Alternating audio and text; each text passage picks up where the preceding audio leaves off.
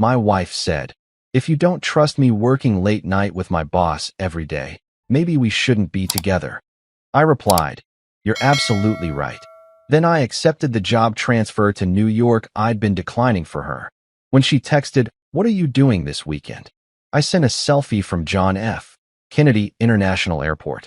For years, that's how long I'd been married to Julia, and let me tell you, I thought we had our shit together. Sure, we weren't some fairy tale couple posting Instagram stories every 5 minutes about our perfect love, but we were solid. Or at least that's what I kept telling myself while watching my wife transform into someone I barely recognized. It all started innocently enough, or so I thought, because apparently I'm about as sharp as a bowling ball when it comes to reading the obvious signs. Julia landed this new position at her marketing firm, working directly under Adrian, this hotshot executive who looked like he stepped out of a Men's Health magazine cover. The guy had that whole, "I definitely use product in my hair and own more than 3 suits" vibe going on. But hey, good for her, right? Career advancement and all that American dream bullshit. The first few late nights seemed legit. Big presentation coming up, client demands, the usual corporate circus that keeps the lights on and the mortgage paid. Julia would come home around 9, maybe 10, looking tired but talking animatedly about strategy sessions and brainstorming marathons with Adrian. I'd heat up her dinner, pour her a glass of wine, and listen to her decompress. Supportive husband material right there. I should have gotten a damn medal. But then 9 became 10. 10 became 11.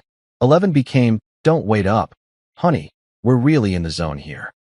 And suddenly, every single project at her company apparently required round-the-clock attention from my wife and her dreamy boss. What were they doing over there? Solving world hunger? Curing cancer? Nope, just selling overpriced skincare products to suburban moms. But apparently that required more dedication than NASA's moon landing. The changes were subtle at first, which is probably why it took my dense ass so long to connect the dots. Julia started paying attention to her appearance in ways she hadn't since we were dating. New dresses that never saw the inside of our apartment, let alone a dinner date with me. Perfume that smelled expensive and definitely wasn't the stuff I bought her last Christmas. Hair appointments every 2 weeks like clockwork. She looked amazing, don't get me wrong, but it stung like hell knowing none of that effort was for the guy sharing her bed. The worst part? Those late-night Uber rides home. I'd hear her phone buzz with notifications, see Adrian's name pop up with messages like, "Car's here," or "Thanks for staying late again." Real professional stuff, clearly. Nothing suspicious about your married employee's boss personally arranging her transportation at midnight, right? I mean, what kind of paranoid psycho would read anything into that? My friends started giving me those looks. You know the ones, part pity, part dude, seriously? Clara, Julia's coworker and supposedly one of her closest friends, would get this uncomfortable expression whenever I'd casually ask if the whole team was pulling these marathon hours. "Oh, well, you know how it is with big projects," she'd stammer, avoiding eye contact like I'd asked her to solve calculus. Real convincing, "Clara, your poker face needs work." Even my brother Daniel, who usually minded his own business and stuck to safe topics like sports and complaining about his ex-wife's alimony payments, felt compelled to stage an intervention. We were grabbing beers after work one Thursday, and he just laid it out there with all the subtlety of a freight train. "Marcus, you're blind if you don't see what's happening." "What's that supposed to mean?" I asked, though my stomach was already dropping like a stone. "Come on, man. Julie is working late every night with Prince Charming, coming home looking like she stepped off a runway, and you're sitting here acting like this is normal? Wake up." But I didn't want to wake up. I wanted to be the cool, trusting husband who didn't turn into some paranoid stalker, checking phone records and demanding receipts. I wanted to believe that my wife of 4 years wouldn't throw away everything we'd built for some office romance novel fantasy. I wanted to trust that the woman who promised to love and honor me meant those words. So I played the part. Smiled when she kissed me goodbye before another emergency strategy session. Nodded understandingly when she explained how Adrian really valued her input on the Johnson account. Pretended not to notice when she started keeping her phone face down during dinner, or how she'd suddenly developed an urgent need to shower the moment she walked through the door. The excuses kept piling up like dirty laundry. Client emergencies that only she could handle. presentations that required her specific expertise until well past normal human bedtime, team building exercises that apparently happened at 11 p.m. on weeknights. It was like watching someone construct an elaborate house of cards, each lie balanced precariously on the last, waiting for the inevitable collapse. Meanwhile, I'm the chump heating up leftovers alone, watching Netflix by myself, going to bed in an empty house, because my wife is apparently the only person in the tri-state area capable of handling whatever crisis Adrian's company was perpetually facing. The loneliness was eating me alive, but I kept telling myself this was temporary. Just a busy season. Things would go back to normal once this project wrapped up. Except there was always another project. Another deadline. Another reason why Adrian absolutely needed Julia's undivided attention at hours when most people were home with their families, walking their dogs, or doing literally anything that didn't involve cozying up with their boss in an empty office building. I should have trusted my gut. Should have listened to Daniel, to Clara's awkward stammering, to every red flag waving in my face like a matador's cape. But love makes you stupid, and hope makes you stubborn. I kept believing because the alternative. Accepting that my marriage was a joke and my wife was playing house with another man was too painful to process. For years of marriage, and this is what it came down to. Me, alone in our apartment, wondering if the woman I'd promised my life to was ever coming home. While my wife was busy playing corporate Cinderella with Prince Adrian, I was getting my own fairy tale offer. Except this one actually involved real money and didn't require me to pretend I was blind. Harold Peterson, my boss for the past 3 years and a straight shooter who looked like he'd stepped out of a 1950s business manual, had been dangling this New York opportunity in front of me like a carrot on a stick. The first time he brought it up was during one of our quarterly reviews, right around the time Julia's late nights were becoming a regular Tuesday through Thursday affair. Harold leaned back in his leather chair, the kind that probably cost more than my car payment, and dropped the bomb with characteristic bluntness. Marcus, I'm going to cut to the chase here. Corporate wants you in Manhattan. Regional director position, overseeing the entire East Coast operation. We're talking a 70% salary bump, company apartment overlooking Central Park, full relocation package, and enough responsibility to make your head spin in the best possible way. I nearly choked on my coffee. 70%? That wasn't just a raise. That was life-changing money. The kind of cash that could pay off our student loans, maybe even let us think about buying instead of renting. But before I could even process the numbers, my brain went straight to Julia mode. That's incredible, Harold, but my wife's got her career here. Her family's all local, and she's really building something with her current company. The words came out automatically, like some kind of programmed response. Good husband Marcus, always putting his wife's needs first, even when she was probably planning her next late-night strategy session with Mr. Perfect Hair. Harold gave me this look, part disappointment, part, are you kidding me right now? He'd been in corporate long enough to recognize when someone was making excuses, and he wasn't buying my supportive spouse routine. Marcus, let me be clear about something. Opportunities like this don't grow on trees. Hell, they don't even grow in greenhouses with perfect conditions and daily fertilizing. This is the kind of position people spend decades working toward, and they're offering it to you at 32. You sure you want to pass this up for someone else's comfort zone? But I did pass it up. Like an absolute champion of self-sabotage, I smiled, shook his hand, and told him I was flattered but couldn't make that kind of move right now. Harold looked like I'd just told him I preferred root canals to promotions, but he nodded and said he'd keep the position open for a few weeks, just in case I came to my senses. That night, I went home to an empty apartment. Shocking, I know, and tried to imagine telling Julia about the offer. In my fantasy version, she'd be excited, maybe even proud that her husband was being headhunted for such a prestigious role. We'd spend the evening talking about our future, about the adventures we could have in the city, about how this could be the fresh start we didn't even know we needed. Reality, of course, had other plans.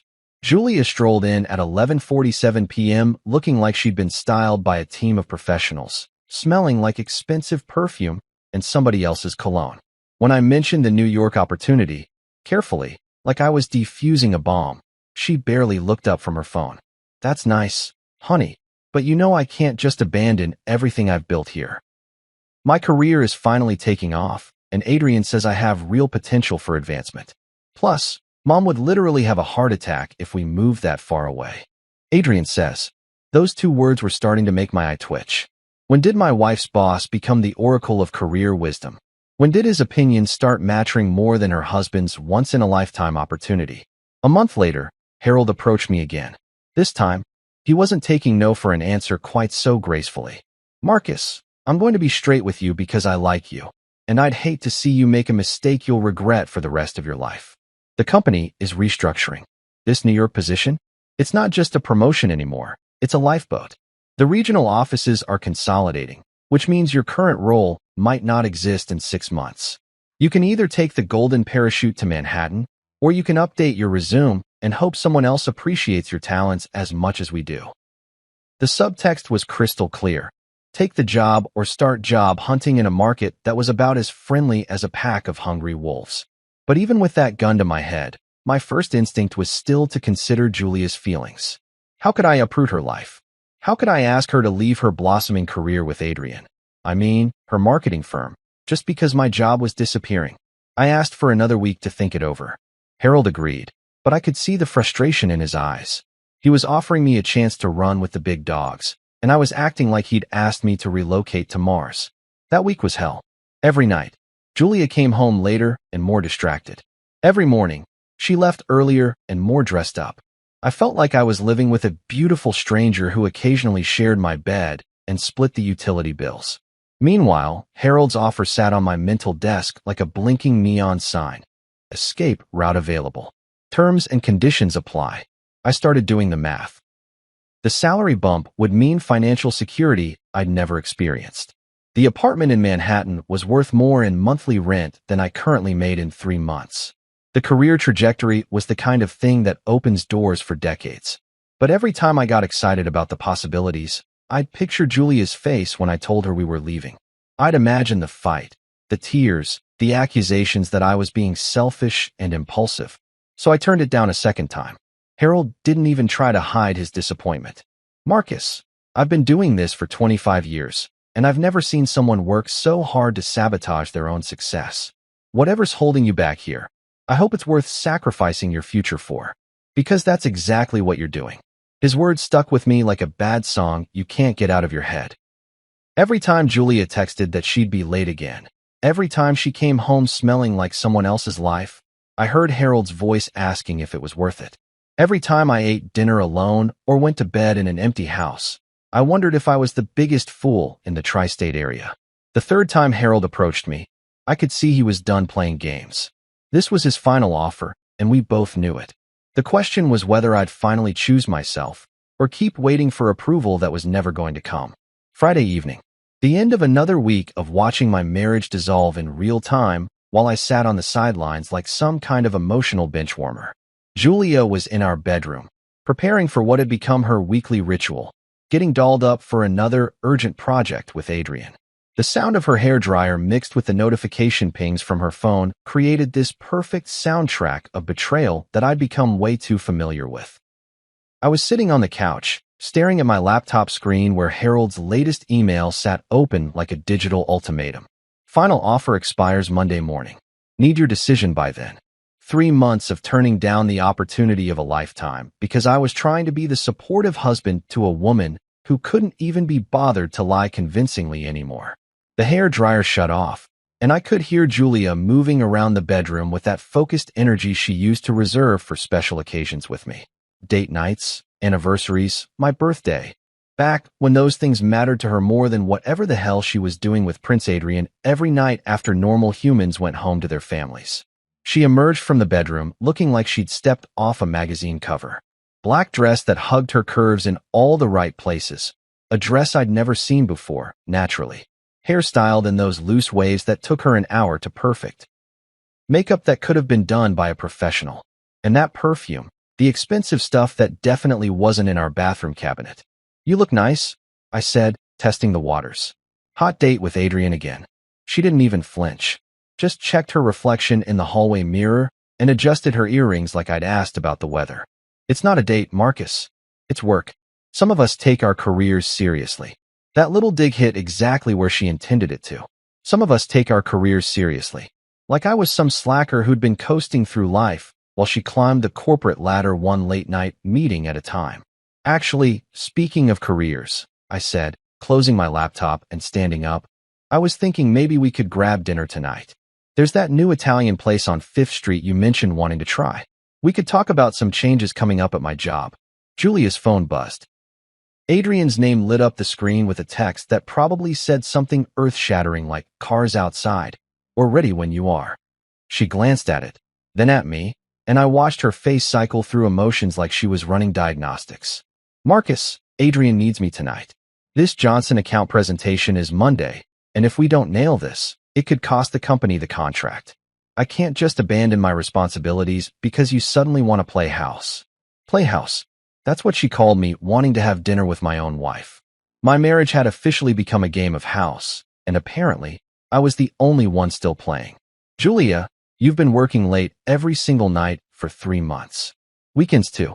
When exactly are we supposed to spend time together? When am I supposed to matter in this marriage? She rolled her eyes. Actually rolled her eyes, like I was being some kind of needy child asking for attention during grown-up time. Marcus, this is what success looks like. If you don't trust me to work late with my boss, if you can't handle me having a demanding career, then maybe we shouldn't be together. There it was. The nuclear option, delivered with all the casualness of someone ordering coffee. Maybe we shouldn't be together. She said it like it was my fault, like my inability to trust her midnight office marathons with Mr. Perfect Hair was the problem in our relationship. I felt something shift inside me, like a switch being flipped or a door being slammed shut. For months, I'd been twisting myself into knots trying to be understanding, trying to support her career growth, trying to ignore every red flag waving in my face like a matador's cape. I'd been so busy being the perfect, trusting husband that I'd forgotten I had other options. You know what, Julia? I said, my voice surprisingly calm. You're absolutely right. She blinked, clearly expecting me to backpedal into apologies and reassurances. The smile that started spreading across her face was pure satisfaction. She thought she'd won. Thought she'd successfully guilt-tripped me back into my role as the compliant husband who didn't ask uncomfortable questions. We shouldn't be together, I continued, watching that smile freeze like a glitch in a video game. Her phone buzzed again. Adrian, no doubt, wondering where his favorite employee was. But for once, Julia wasn't reaching for it immediately. She was staring at me like I'd just started speaking Mandarin. What did you just say? I said you're right. If I can't trust my wife working until midnight every night with her boss, if I'm such a burden to your career success, then we definitely shouldn't be together. I pulled out my phone, found Harold's email, and hit reply. My fingers moved across the keyboard with more certainty than I'd felt in months. Harold, I'll take the New York position. Can start in 2 weeks. Thanks for your patience. The send notification sounded like a gunshot in the silence of our apartment. Julia's face went through several expressions at once: confusion, disbelief, anger, and something that might have been panic. Marcus, what are you doing? I'm taking a job in New York. Regional director, 70% salary increase, company apartment in Manhattan. Remember? The opportunity one turned down twice because I thought my wife's happiness was more important than my career. Her phone buzzed a 3rd time. This time, she didn't even glance at it. You can't be serious. You're going to throw away 4 years of marriage because you're having some kind of jealous breakdown. I'm not throwing anything away, Julia. You already did that. I'm just finally accepting reality instead of pretending that my marriage isn't a joke and my wife isn't screwing her boss. I am not. Save it. We both know what's happening here. The only difference is that I'm finally done pretending I don't know. Her phone rang. Adrian's ringtone. She'd given him his own special sound, because of course she had. She stared at it like it might explode, then looked back at me with something approaching desperation. Marcus, you're being ridiculous. You can't just. I can and I am. Have fun at your meeting tonight. Try not to work too hard. I walked into the bedroom, pulled out my suitcase, and started packing. Behind me, I could hear Julia's phone ringing again, could hear her frantic whispered conversation with Adrian, could hear the reality of her choices finally crashing down around her. For the first time in months, I felt like I could breathe. The sound of my suitcase zipper cutting through the silence was like a period at the end of a very long, very painful sentence. 4 years of marriage, and it all came down to this. Me folding clothes while my wife had a panicked phone conversation with her boss/side piece in the living room. Adrian, I can't come tonight. Marcus is. He's lost his mind. He's packing. He says he's moving to New York. Her voice carried that edge of hysteria that people get when their carefully constructed house of lies starts collapsing in real time. I kept folding. Shirts, pants, the good suit I'd bought for our anniversary dinner last year. The one where Julia spent half the evening checking her phone for urgent work messages. Everything fit surprisingly well into 2 suitcases, which probably said something depressing about how little I'd accumulated during our marriage, or maybe how ready I was to leave it all behind. Julia's conversation with Adrian continued in hushed, frantic tones. I caught bits and pieces. No, you can't come over here. He knows, Adrian. I think he knows. This is a disaster. Yeah, it was a disaster, all right. Just not for the reasons she thought. I moved to the bathroom, grabbing my toothbrush, shampoo, the electric razor she bought me for Christmas because apparently my face wasn't meeting her standards anymore. Funny how all these little details suddenly made sense when viewed through the lens of my wife is cheating on me with her boss. By the time I emerged from the bathroom, Julia had hung up and was standing in the bedroom doorway looking like someone had just told her Santa Claus was a lie and the Easter Bunny had gambling debts. Marcus, stop. Just stop for a minute and think about what you're doing. I am thinking. For the first time in months, actually. Turns out my brain works a lot better when I'm not trying to convince myself that my marriage isn't a complete sham. She stepped into the room, her perfect hair slightly mussed from running her hands through it, her makeup starting to smudge around the edges. The transformation from magazine cover gorgeous to desperate housewife was almost impressive in its speed.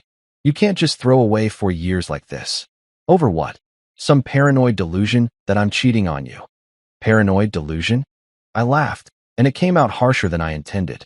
Julia, you've been working until midnight every single night for 3 months. You dress like you're going to Fashion Week just to sit in conference rooms. You smell like men's cologne when you come home, and your boss personally arranges your late-night transportation. If this is a delusion, it's the most logical one in history. Adrian is my mentor. He's helping me advance my career.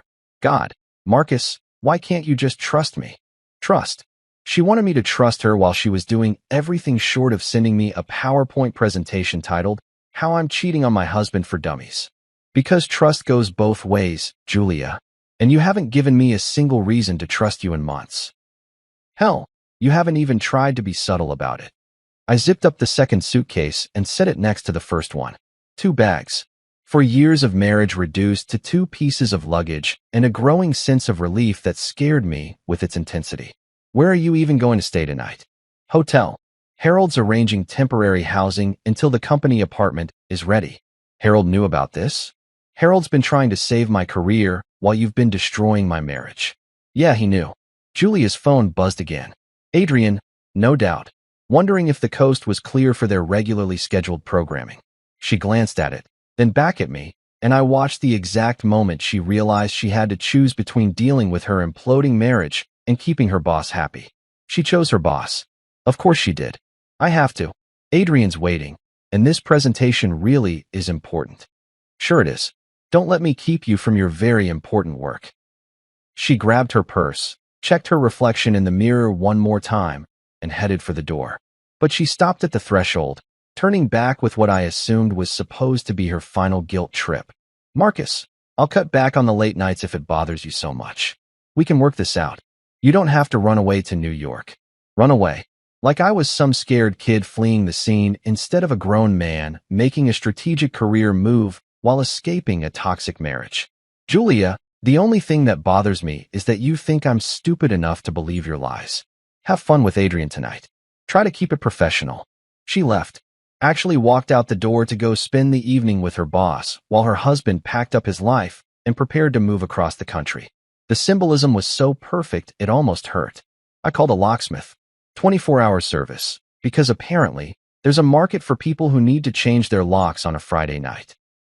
Guy showed up an hour later, took one look at my suitcases and the general vibe of domestic apocalypse, and got to work without asking questions. Probably wasn't his first marriage-ending lock change.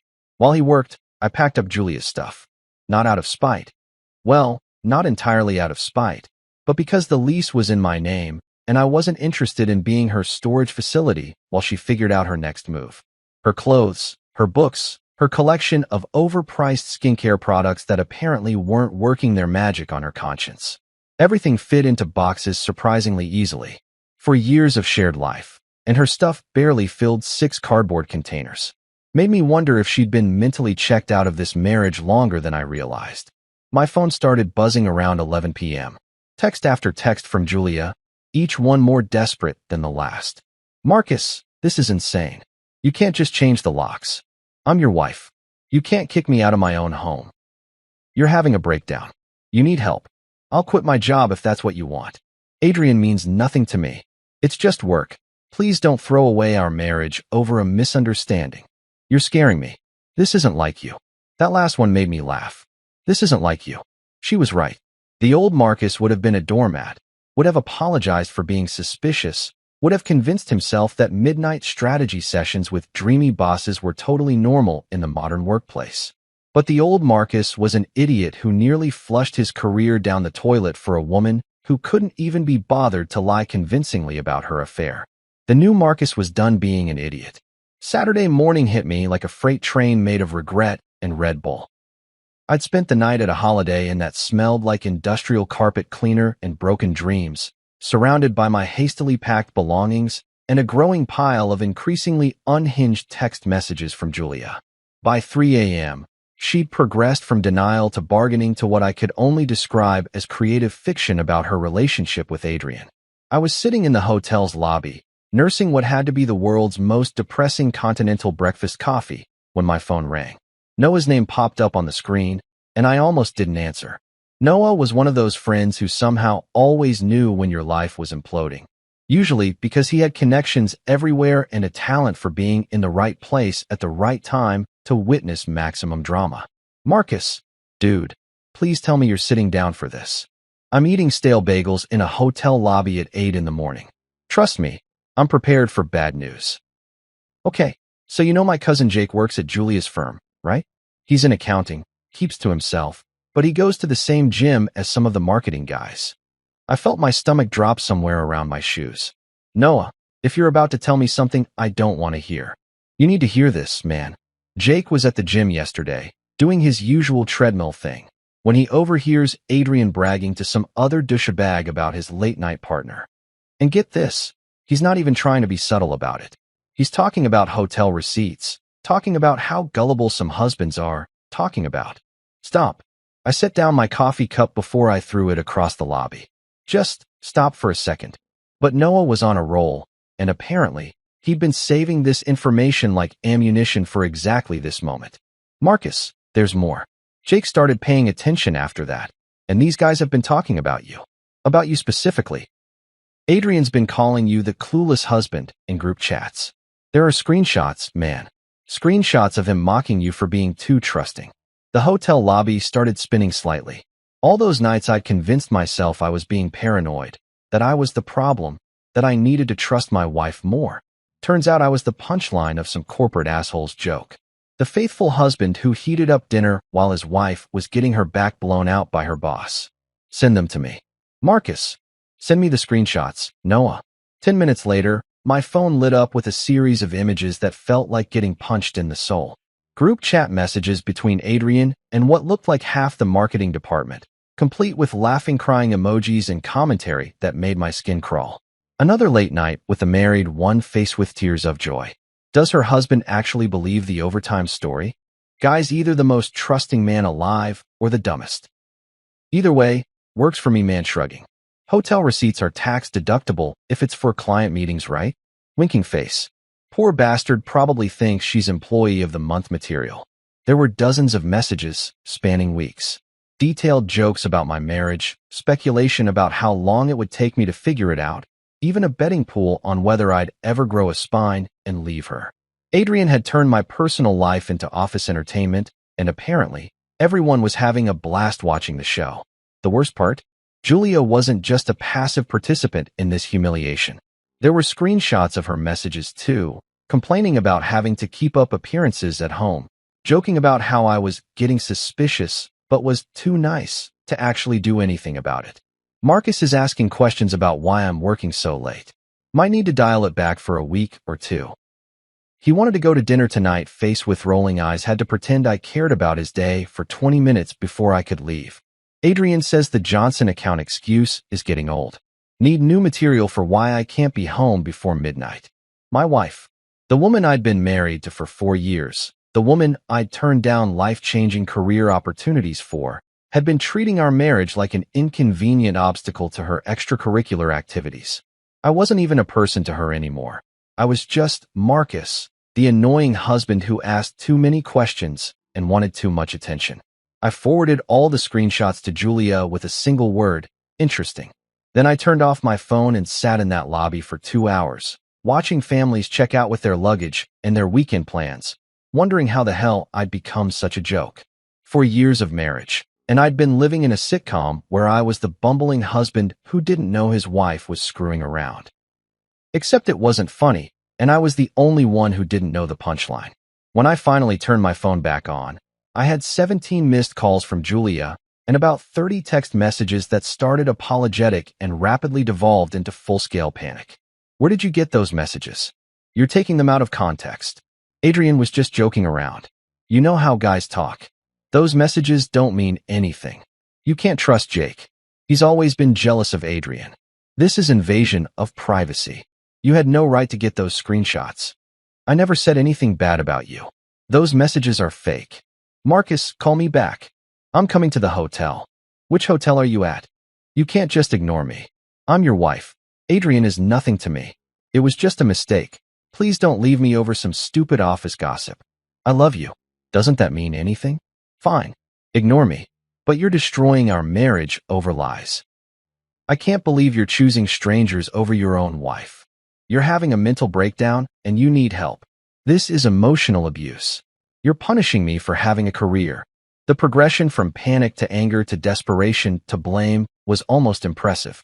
She'd managed to hit every stage of getting caught in a lie, complete with gaslighting and victim blaming.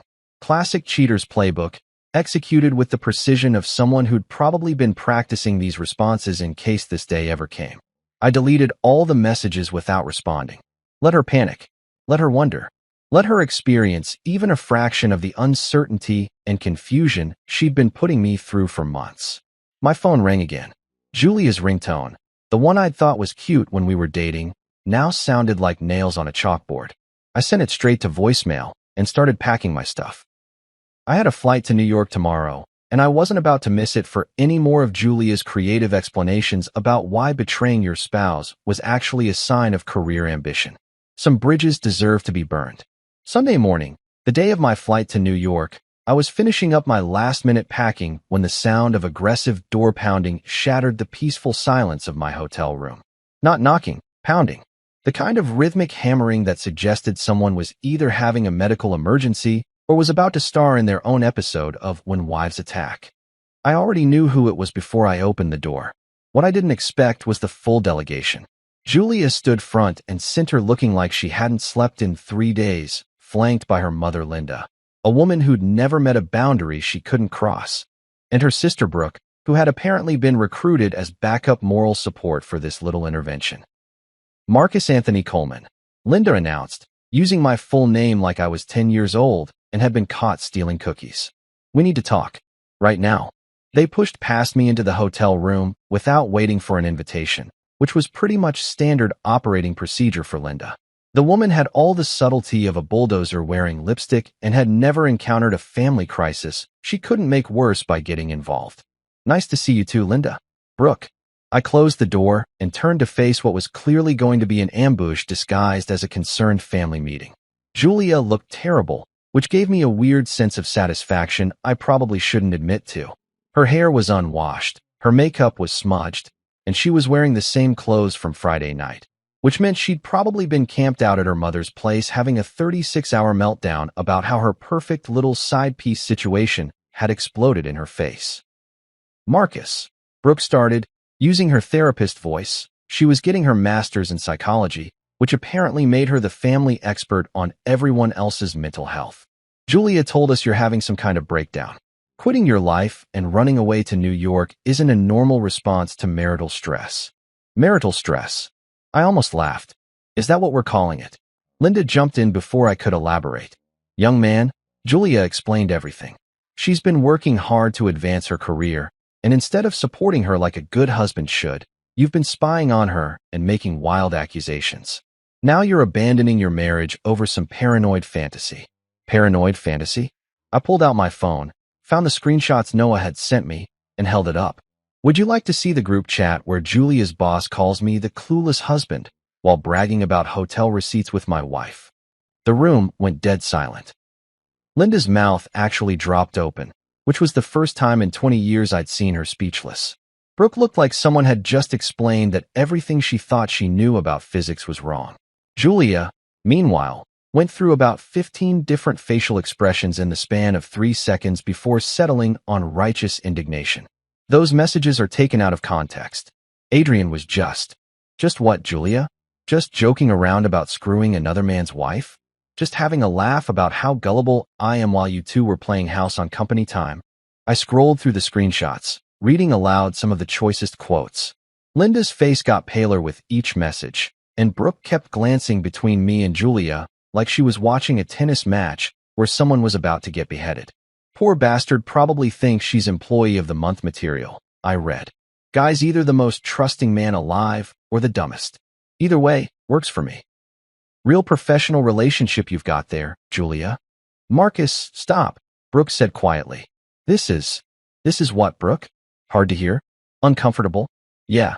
Imagine how I felt living it while everyone I knew was giving me pity looks and trying to figure out how to tell me my marriage was a joke. Linda had finally found her voice again. Julia Marie, what in the hell is this? She was using her daughter's full name now, which meant someone was about to get the lecture of their life. Julia's defense strategy was predictable. Deflect, minimize, blame everyone else. Mom, those messages don't mean what Marcus thinks they mean. Adrian has a twisted sense of humor, and the guys at work are immature. I never did anything wrong. Never did anything wrong. I pulled up another screenshot. Here's one where you complain about having to keep up appearances at home. Here's another where you joke about me being too nice to actually leave you. What exactly do you call that, Julia? I was venting. Everyone vents about their marriage sometimes. To their boss? The same boss you've been spending every evening with for 3 months? The same boss who's apparently been collecting hotel receipts for your client meetings? Brooke was shaking her head like she couldn't process what she was hearing. Julia, please tell me you didn't actually. I didn't do anything. Julia exploded. God, you're all acting like I committed murder. So what if Adrian and I got close? So what if we spent time together outside of work? That doesn't mean anything happened. Nothing happened. I scrolled to another screenshot. Here's Adrian talking about how the married one gives the best presentations after midnight. Here's him making jokes about soundproofing hotel rooms. What kind of client meetings require soundproofing, Julia? The silence that followed was deafening. Linda looked like someone had told her that her retirement fund had been invested in Monopoly money. Brooke was staring at her sister with the expression of someone who'd just discovered their childhood hero was actually a serial killer. Julia tried one last desperate play. This is emotional abuse. You're ganging up on me, humiliating me with private messages that were stolen from my workplace. I could probably sue Jake for this. Sue Jake? I laughed, and it came out bitter as black coffee. Julia, the only person who humiliated you is you. These aren't private love letters that got hacked. These are your boss and coworkers making fun of your marriage in a group chat. You turned our relationship into office entertainment. Linda finally spoke, her voice smaller than I'd ever heard it. Julia, honey, is this true? Have you been with this man? Mom, it's complicated. You don't understand the pressure I'm under at work, the expectations. It's a yes or no question, I interrupted. Did you or didn't you sleep with Adrian? Julia's face crumpled. Not in a sad way, in a defeated way. The way people look when they realize their elaborate house of cards has finally collapsed, and there's no point in pretending the pile of cardboard was ever a real building. It wasn't supposed to happen like this, she whispered. And there it was. Not an admission, exactly, but close enough. Linda sat down heavily on the hotel room's single chair. Brooke covered her face with her hands, and Julia started crying. Real tears this time. not the manipulative ones she'd been using for 3 days. I have a flight to catch, I said, zipping up my carry-on bag. My new life starts in about 4 hours, and I'm not missing it for any more of this drama. I handed Brooke the screenshots. Here, show these to whoever needs to see them. I'm done being the bad guy in my own marriage. As I walked toward the door, Linda called out one last time. Marcus, what do you want us to tell people? Tell them the truth, Linda. For once in this whole mess, just tell the truth. Landing at JFK felt like stepping through a portal into a parallel universe where I wasn't the punchline of my own life story. The moment I walked off that plane, breathing in air that didn't smell like broken dreams and other people's cologne, I knew I'd made the right choice. Hell, I should have made this choice months ago, but better late than never, right? The company car was waiting, an actual black sedan with my name on a placard, like I was some kind of executive instead of a guy who'd spent the last 72 hours discovering that his marriage was basically a reality TV show where everyone knew the plot twist except him. The driver, a cheerful Puerto Rican guy named Miguel, spent the ride into Manhattan giving me the unofficial tour. First time in the city? First time living here. I visited, but this is different. Yeah, man, it's always different when you're staying. You running towards something or away from something? I laughed, surprised by his directness. Little bit of both, I guess. Best kind of move. Fresh starts are good for the soul, you know? Miguel was right. As we crawled through the Lincoln Tunnel and emerged into the chaos of Midtown, I felt something I hadn't experienced in months. Excitement about my future. Not anxiety, not dread, not that sinking feeling of watching my life spiral down the drain while I stood there with a plunger. Actual honest-to-God excitement. The apartment was on the Upper West Side, 15 floors up with a view of Central Park that made my old place look like a closet with delusions of grandeur. Floor-to-ceiling windows, modern kitchen, enough space to actually think without bumping into reminders of my failed marriage. It was furnished with that corporate housing aesthetic, clean, professional, and completely devoid of personality, which was exactly what I needed. I stood at those windows for 20 minutes, watching joggers and dog walkers navigate the park paths below, and realized this was the first time in months I'd looked at something without wondering what Julia was doing, where she was, or who she was with. The constant background anxiety that had become my normal had just evaporated. My phone buzzed with yet another text from Julia. She was up to about 50 unread messages at this point, but I didn't even glance at it. Whatever crisis she was manufacturing back home was no longer my problem to solve. Monday morning came with a wake-up call I'd almost forgotten existed. Genuine enthusiasm for work. I'd been going through the motions at my old job for so long that I'd forgotten what it felt like to actually give a damn about what I was doing.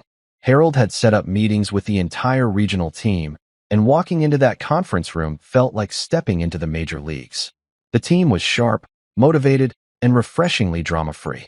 No one was sleeping with anyone else's spouse. No one was using group chats to mock their colleagues' personal lives, and everybody seemed to understand that working late meant actually working, not using the office as a cover story for extracurricular activities. Sarah, the marketing director, gave me the rundown on our biggest accounts. Mike from operations explained the logistics challenges we were facing. Jennifer from finance walked me through the budget projections that made my old salary look like pocket change. These were professionals who treated their careers like careers, not like elaborate schemes to justify infidelity. So what brought you to New York? Sarah asked during lunch. We were at some trendy place near the office where the sandwiches cost more than I used to spend on groceries. But the company was picking up the tab, so I was living large. Better opportunity, I said, which was true without being the whole truth. Sometimes you need a change of scenery to remember who you are. I get that. I moved here from Chicago 5 years ago. Best decision I ever made. There's something about this city that forces you to level up, you know? She was right. In the weeks since I'd arrived, I'd already started changing. Walking faster, thinking bigger, carrying myself like someone who belonged in rooms where important decisions got made. The version of Marcus who'd spent months heating up dinner alone while his wife screwed her boss felt like a character from someone else's life. Meanwhile, back in my old hometown, the fallout was apparently reaching nuclear levels. I'd been getting updates from Noah, who seemed to be enjoying the drama more than anyone should. Dude, Julia's life is imploding in real time. he told me during one of our check-in calls. She tried to go back to work Monday, but word about the screenshots had spread through the office like wildfire. Apparently, Adrian's wife found out too. Someone sent her copies of everything. His wife. Oh yeah, forgot to mention that. Adrian's married with 2 kids. His wife is some kind of lawyer, and from what I hear, she's not taking this development well. There are rumors about divorce papers and asset freezing and all kinds of legal nastiness. The irony was beautiful. Adrian, the smooth-talking boss who'd been using my marriage as entertainment, was about to discover what happens when your own spouse finds out you're a cheating piece of garbage. Julia, who'd thought she was trading up from her boring husband to some kind of corporate prince, had actually hitched her wagon to a married father who was about to lose everything in what sounded like a very expensive divorce. What about Julia? She's been staying with her mom, but Linda's apparently not thriving with the arrangement. Brooke told my cousin that there have been some epic screaming matches about responsibility and consequences and how Julia brought shame on the family. Very old-school Catholic guilt trip stuff. I should have felt bad for her. For years of marriage should have bought her some sympathy from me, even after everything. But all I felt was a distant sort of relief, like watching a car accident in your rearview mirror and realizing you'd gotten out of the way just in time. The city was working its magic on me. I was sleeping better, eating better, exercising regularly for the first time in years. I joined a gym near the office, started exploring different neighborhoods on weekends, even began thinking about what kind of person I wanted to be now that I wasn't defined by someone else's betrayal. 3 weeks in, Harold flew up from the home office to check on my progress. "You look different," he said as we sat in his hotel bar, sharing what he called a celebration drink for my successful transition. "Different how?" "Lighter. Like you're not carrying around someone else's problems anymore." "That's probably because I'm not." "Good. I was worried about you for a while there." Watching someone with your potential sabotage himself over a relationship that wasn't working was painful. It wasn't that it wasn't working, I corrected him. It was that only one of us was actually in the relationship. Hard to make something work when you're the only one trying. Harold raised his glass. "To new beginnings and better choices." "I'll drink to that." For the first time in months, I meant it. 2 months into my New York renaissance, I was having the kind of Tuesday that made me question why I'd ever lived anywhere else. Closed a major deal with a client in Tribeca, grabbed lunch at a place where celebrities casually ate salads next to normal humans, and was walking back to the office feeling like I'd finally figured out this whole successful adult thing when I spotted her. Julia, standing outside my office building like some kind of ghost from my past. Except ghosts usually have the decency to stay dead instead of showing up uninvited in your new life. She looked rough. That was the kindest way to put it. The polished, magazine cover version of Julia who used to spend 2 hours getting ready for her work meetings had been replaced by someone who looked like she'd been sleeping in her car and using gas station bathrooms for primping. Her hair was unwashed, her clothes were wrinkled, and she had that desperate energy that people get when their carefully constructed world collapses and they're scrambling to find someone to blame. "Marcus, we need to talk." "No, hello." "No, how are you?" No acknowledgement that showing up at someone's workplace unannounced after they've moved across the country to get away from you might be considered slightly psychotic behavior.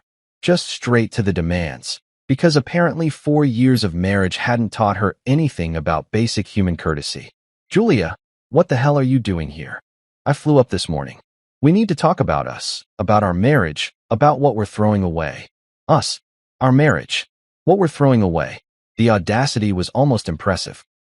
She was talking like this was some mutual decision we'd made together, instead of the natural consequence of her spending 3 months screwing her boss while turning my personal life into office entertainment. "There is no us, Julia. There is no our marriage. You made sure of that when you decided Adrian was more interesting than your husband." She looked around nervously, probably realizing that having this conversation on a busy Manhattan sidewalk wasn't her smartest move. "Can we go somewhere private? There are things I need to explain, things you don't understand about what really happened." Against every instinct screaming at me to walk away, I agreed to coffee. Not because I wanted to hear her explanations. I'd seen enough screenshots to know exactly what had happened, but because some masochistic part of me was curious to see how she planned to spin this disaster into something that wasn't entirely her fault. We went to a Starbucks 2 blocks away, The kind of anonymous corporate space where you could have life-altering conversations surrounded by people who didn't give a shit about your drama. Julia ordered some complicated drink with extra shots and alternative milk, because apparently, even in the middle of her personal apocalypse, she couldn't just get a regular coffee like a normal human being. Marcus, I made a mistake. A huge mistake. But it wasn't what you think it was. Really? Because what I think is that you spent 3 months having an affair with your married boss, while making me look like an idiot to everyone we know. Which part of that is incorrect? She flinched like I'd slapped her, which was rich considering she'd spent weeks emotionally bludgeoning me with lies and manipulation. Adrian and I, it was complicated. He was my mentor, and he made me feel important, like my ideas mattered. You were always so busy with your own stuff, and I felt invisible in our marriage. My own stuff? You mean like the job I was considering leaving for a massive promotion that you convinced me to turn down twice? That stuff. I didn't know about New York until. You didn't know because you never asked.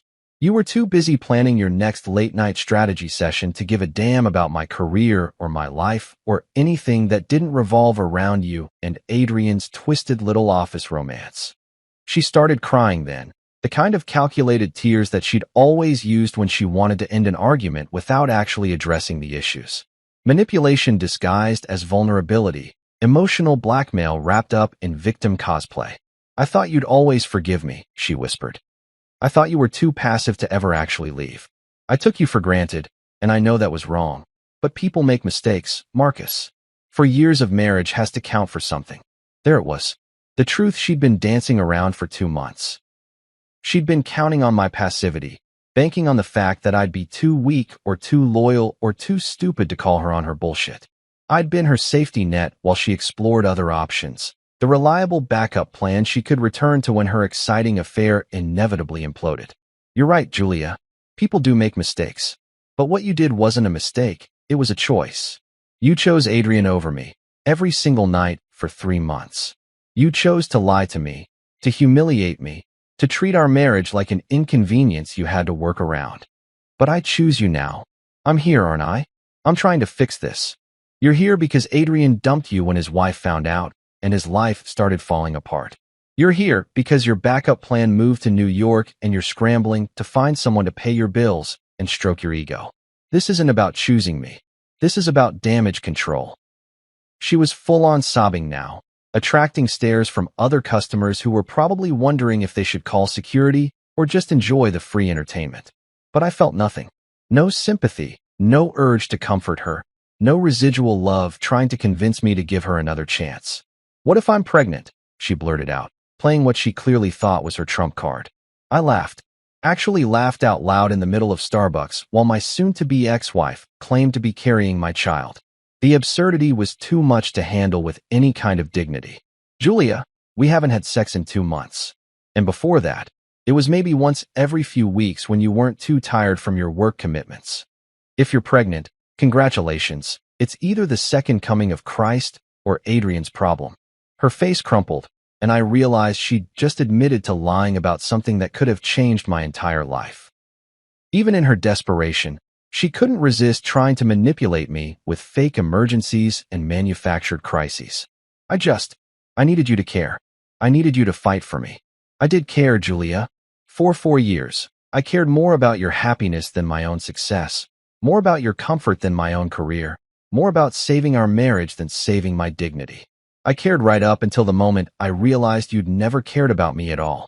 I stood up, leaving her crying into her overpriced latte like the star of her own tragic drama. Enjoy New York, Julia. Try not to sleep with any married guys while you're here. Walking away from that coffee shop felt like closing the final chapter of the worst book I'd ever read. I had a life to get back to, a real life with actual opportunities and genuine relationships with people who didn't think loyalty was a character flaw. Julia could keep the drama. I was done being part of the cast. Life has a twisted sense of humor, and nowhere was that more apparent than in the cosmic comedy that unfolded over the next few months. While I was building my new life in Manhattan, better apartment, better job, better everything, Adrian's world was crashing down like a house of cards in a hurricane.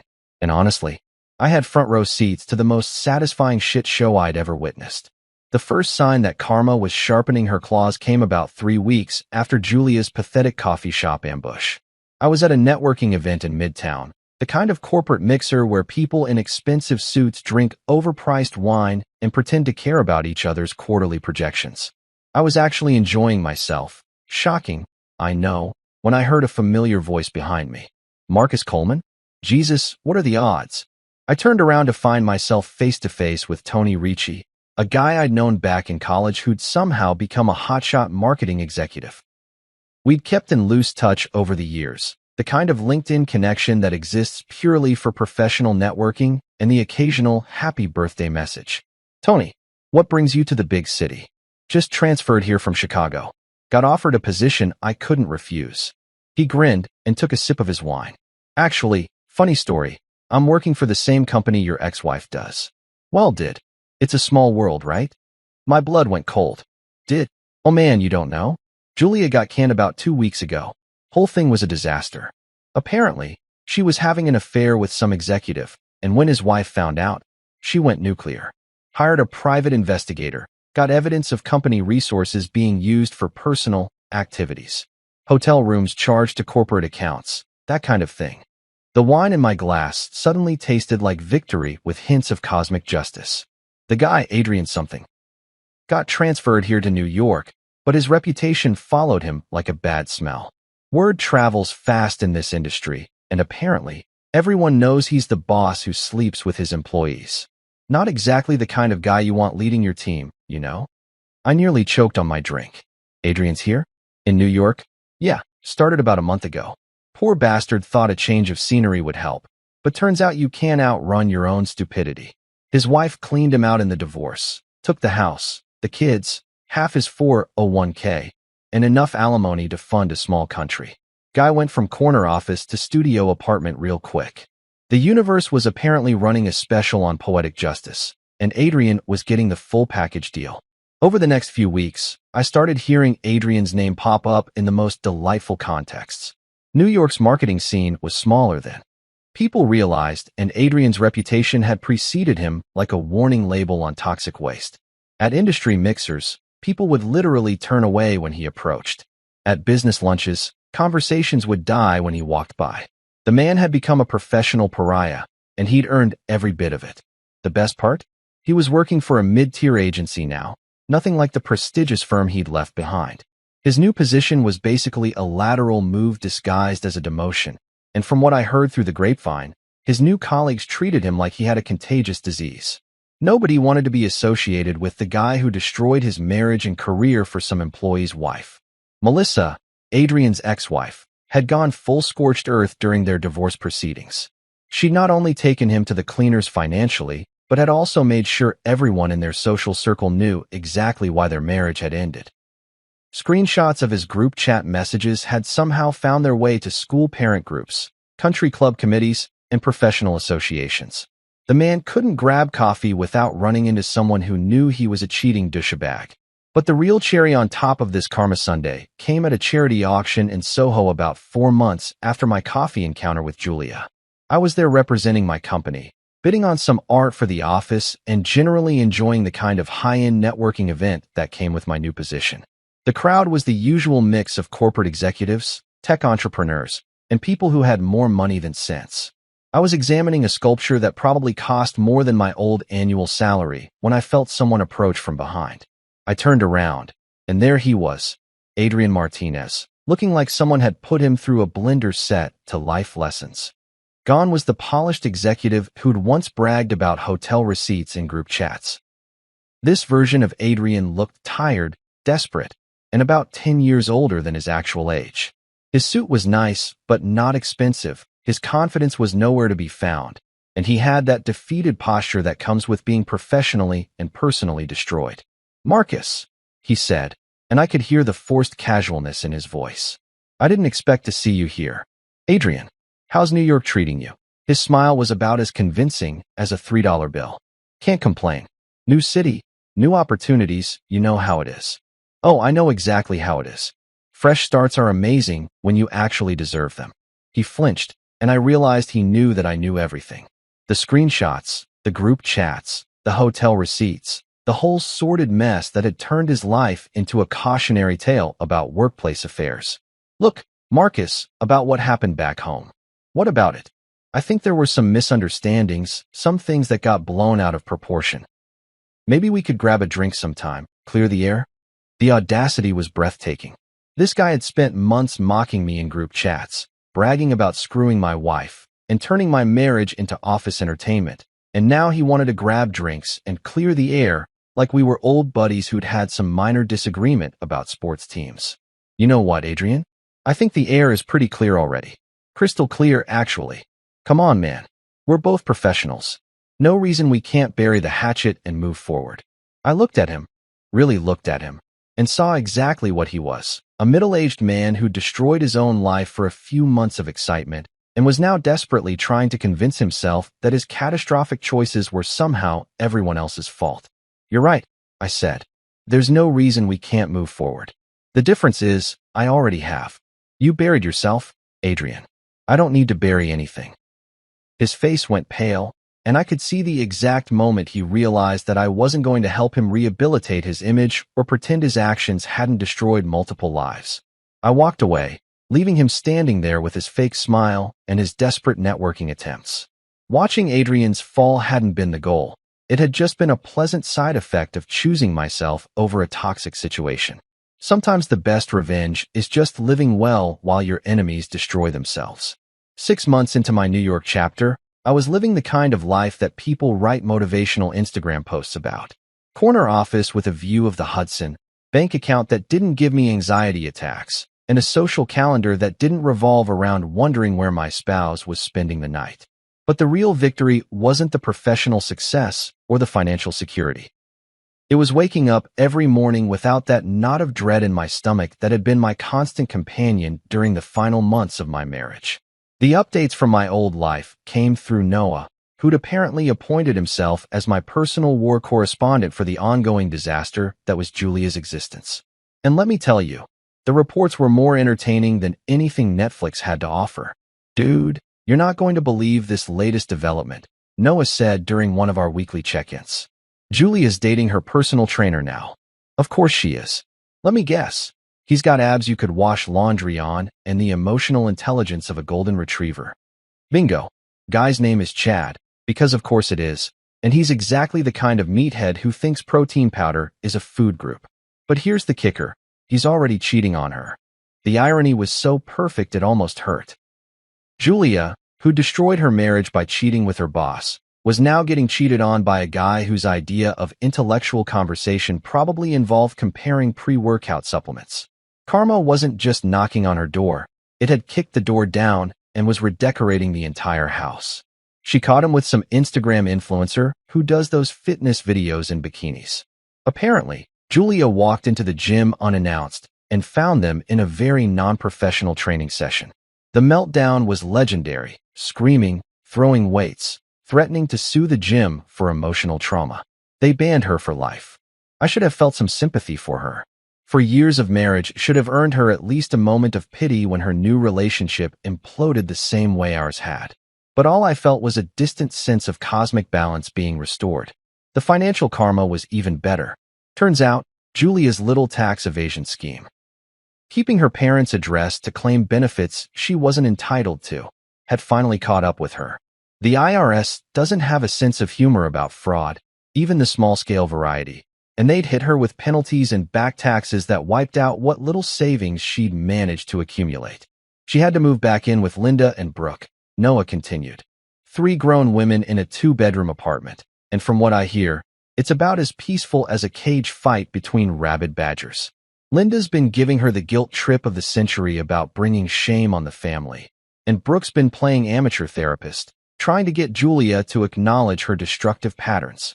The mental image of Julia, the woman who'd once complained about our apartment being too small, crammed into her childhood bedroom while her mother lectured her about responsibility and consequences, was almost too good to be true. But the real plot twist came a month later, when Brooke reached out to me directly. Marcus, I know you probably don't want to hear from any of us, but I thought you should know that Julia's been asking about you. She says she's in therapy now, working on herself, and she's sorry for everything that happened. That's great for her, Brooke. I hope she finds whatever she's looking for. She was wondering if maybe, once she gets her life together, you might consider. No. You don't even know what I was going to ask. Yes, I do. And the answer is no. To all of it. Julia burned that bridge, salted the earth, and then nuked the entire landscape. There's no going back, no second chances, no working things out. I'm done. Brooke was quiet for a moment. She really is different now. The therapy seems to be helping, and she's starting to understand how badly she hurt you. Good for her. Personal growth is important. But it doesn't undo 4 years of taking me for granted, 3 months of cheating, and weeks of lying to my face while her boss made jokes about my marriage. I'm glad she's getting help, but her healing journey doesn't include me. That conversation was liberating in a way I hadn't expected. For months, I'd been waiting for the other shoe to drop, for Julia to find some new way to disrupt my peace or drag me back into her drama. But hearing myself say those words out loud, hearing how final and certain they sounded, made me realize I was truly done. Not angry done or hurt done, but actually, completely, peacefully done. My 6-month performance review came with another raise and the offer to make my New York position permanent. Harold flew up from the home office to deliver the news personally, and we celebrated at a steakhouse that probably cost more per meal than I used to spend on groceries in a week. You know, Marcus, I've been doing this for 30 years, and I've never seen someone bounce back from a personal crisis the way you have. Most people would still be wallowing in self-pity or trying to win their ex back. You just moved on. Sometimes the best thing you can do is cut your losses and bet on yourself instead of waiting for other people to figure out your worth. Well, whatever you're doing, keep doing it. The company's taking notice, and there are bigger opportunities coming down the pipeline. But the biggest opportunity hadn't come from work. It had come from the most unexpected place of all. 3 weeks earlier, I'd met Leah at a bookstore in Brooklyn.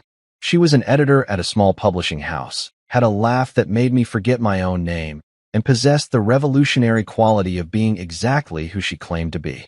Our first date was coffee that turned into dinner that turned into a 6-hour conversation about everything and nothing. Our second date was a comedy show in the village where she laughed at my terrible jokes and made better ones of her own. By the third date, I realized I'd forgotten what it felt like to be with someone who actually wanted to be there. Leah didn't work late with mysterious bosses.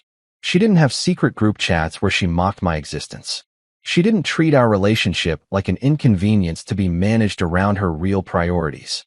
She was just present, honest, real. You know what I like about you? She said one evening as we walked through Central Park, the same park I could see from my apartment windows. My devastating good looks and humble personality? Your peace. You've got this calm confidence, like you know who you are and you're comfortable with it. It's attractive as hell. Peace. That wasn't a word anyone would have used to describe me a year ago. A year ago, I was the guy who heated up dinner alone while his wife screwed her boss. The guy who turned down life-changing opportunities to accommodate someone else's lies. The guy who was so afraid of being alone that he stayed in a relationship that was slowly killing him from the inside. Standing there in Central Park with Leah, looking up at the skyline of a city that had given me back my life, I realized that Julia had been right about one thing. If I couldn't trust her working late with her boss, we shouldn't have been together. She was absolutely right, and choosing myself had been the best decision I'd ever made. I attended my wife's workplace social dinner party and saw that my place card said, "Clueless idiot trash." My wife, her lover male boss, and her co-workers laughed out loud. "Beggar," they shouted. But when I was about to go home, I told the president, "I'm cutting ties with you. My name is Jared Winslow, and if you'd told me 6 months ago that I'd be sitting here in my workshop at 2 in the morning, surrounded by sawdust and the ghosts of what used to be my marriage, I would have laughed in your face. But here I am, running my fingers along the grain of this mahogany table I'm building, trying to make sense of how everything went so damn wrong so fast. Let me back up. For the past 8 years, I've been married to Bianca Winslow. Well, technically she kept her maiden name Martinez for professional reasons, but you get the picture. She's what you'd call a rising star at Reinhardt and Rowe, one of those high-end design firms downtown, where they charge $5,000 just to tell you what color to paint your bathroom. Me? I run Craftwise Builds, my own little woodworking company that I started in our garage and somehow managed to turn into something decent. Nothing flashy. Mind you, I'm not building custom yachts or anything crazy like that. Just honest work. Kitchen cabinets, built-in bookshelves, maybe a dining room table for someone's anniversary. The kind of stuff that lasts longer than the people who buy it. Bianca always said she was proud of what I did, especially when her fancy coworkers needed something made, and I'd give them the friends and family discount. My husband's a real craftsman, she'd tell them, and I'd feel that warm glow you get when the person you love actually sees you for who you are. Or at least, that's what I thought was happening. About 3 weeks ago, she came home from work with this weird energy, part excited, part nervous, like a kid who knows they're about to get caught doing something they shouldn't. She was standing in our kitchen, still in that sharp black blazer she wears when she wants to look important, and she just blurted it out. The company's having their annual social dinner next Friday. You should come with me. Now, this might not sound like a big deal to you, but Bianca had never invited me to one of these things before. In 8 years of marriage, I'd heard about plenty of company events, the Christmas parties, the summer barbecues, the team-building weekends in the Hamptons, but I was never part of the equation. It's just work stuff, she'd always say. You'd be bored out of your mind. And honestly, I was fine with that. I figured hanging out with a bunch of pretentious designers talking about feng shui and sustainable materials wasn't exactly my scene anyway. But this time was different. She was practically bouncing on her heels when she asked me, and there was something in her voice that made me think this actually mattered to her. Maybe she finally wanted to show me off, you know? Maybe after all these years of keeping her work life and her home life in separate boxes, she was ready to let them overlap a little. Really? I asked, setting down the beer I'd been nursing. You want me there? Of course I do, she said, and she gave me that smile, the one that made me fall for her in the first place. Back when we were both broke college kids, and the future felt like this wide-open road we were going to travel together. It'll be fun, good food, good wine, and you'll finally get to meet everyone I work with. I should have paid more attention to the way she said everyone. There was something off about it, like she was testing out the word to see how it tasted. But I was too busy feeling flattered to notice the warning signs. What's the dress code? I asked, already mentally going through my closet. I had maybe 2 suits that didn't smell like would stain, and one of them still had a small burn mark from when I'd gotten too close to the Sanders last winter. Just wear your navy suit, she said, already pulling out her phone to text someone. The one you wore to my cousin's wedding.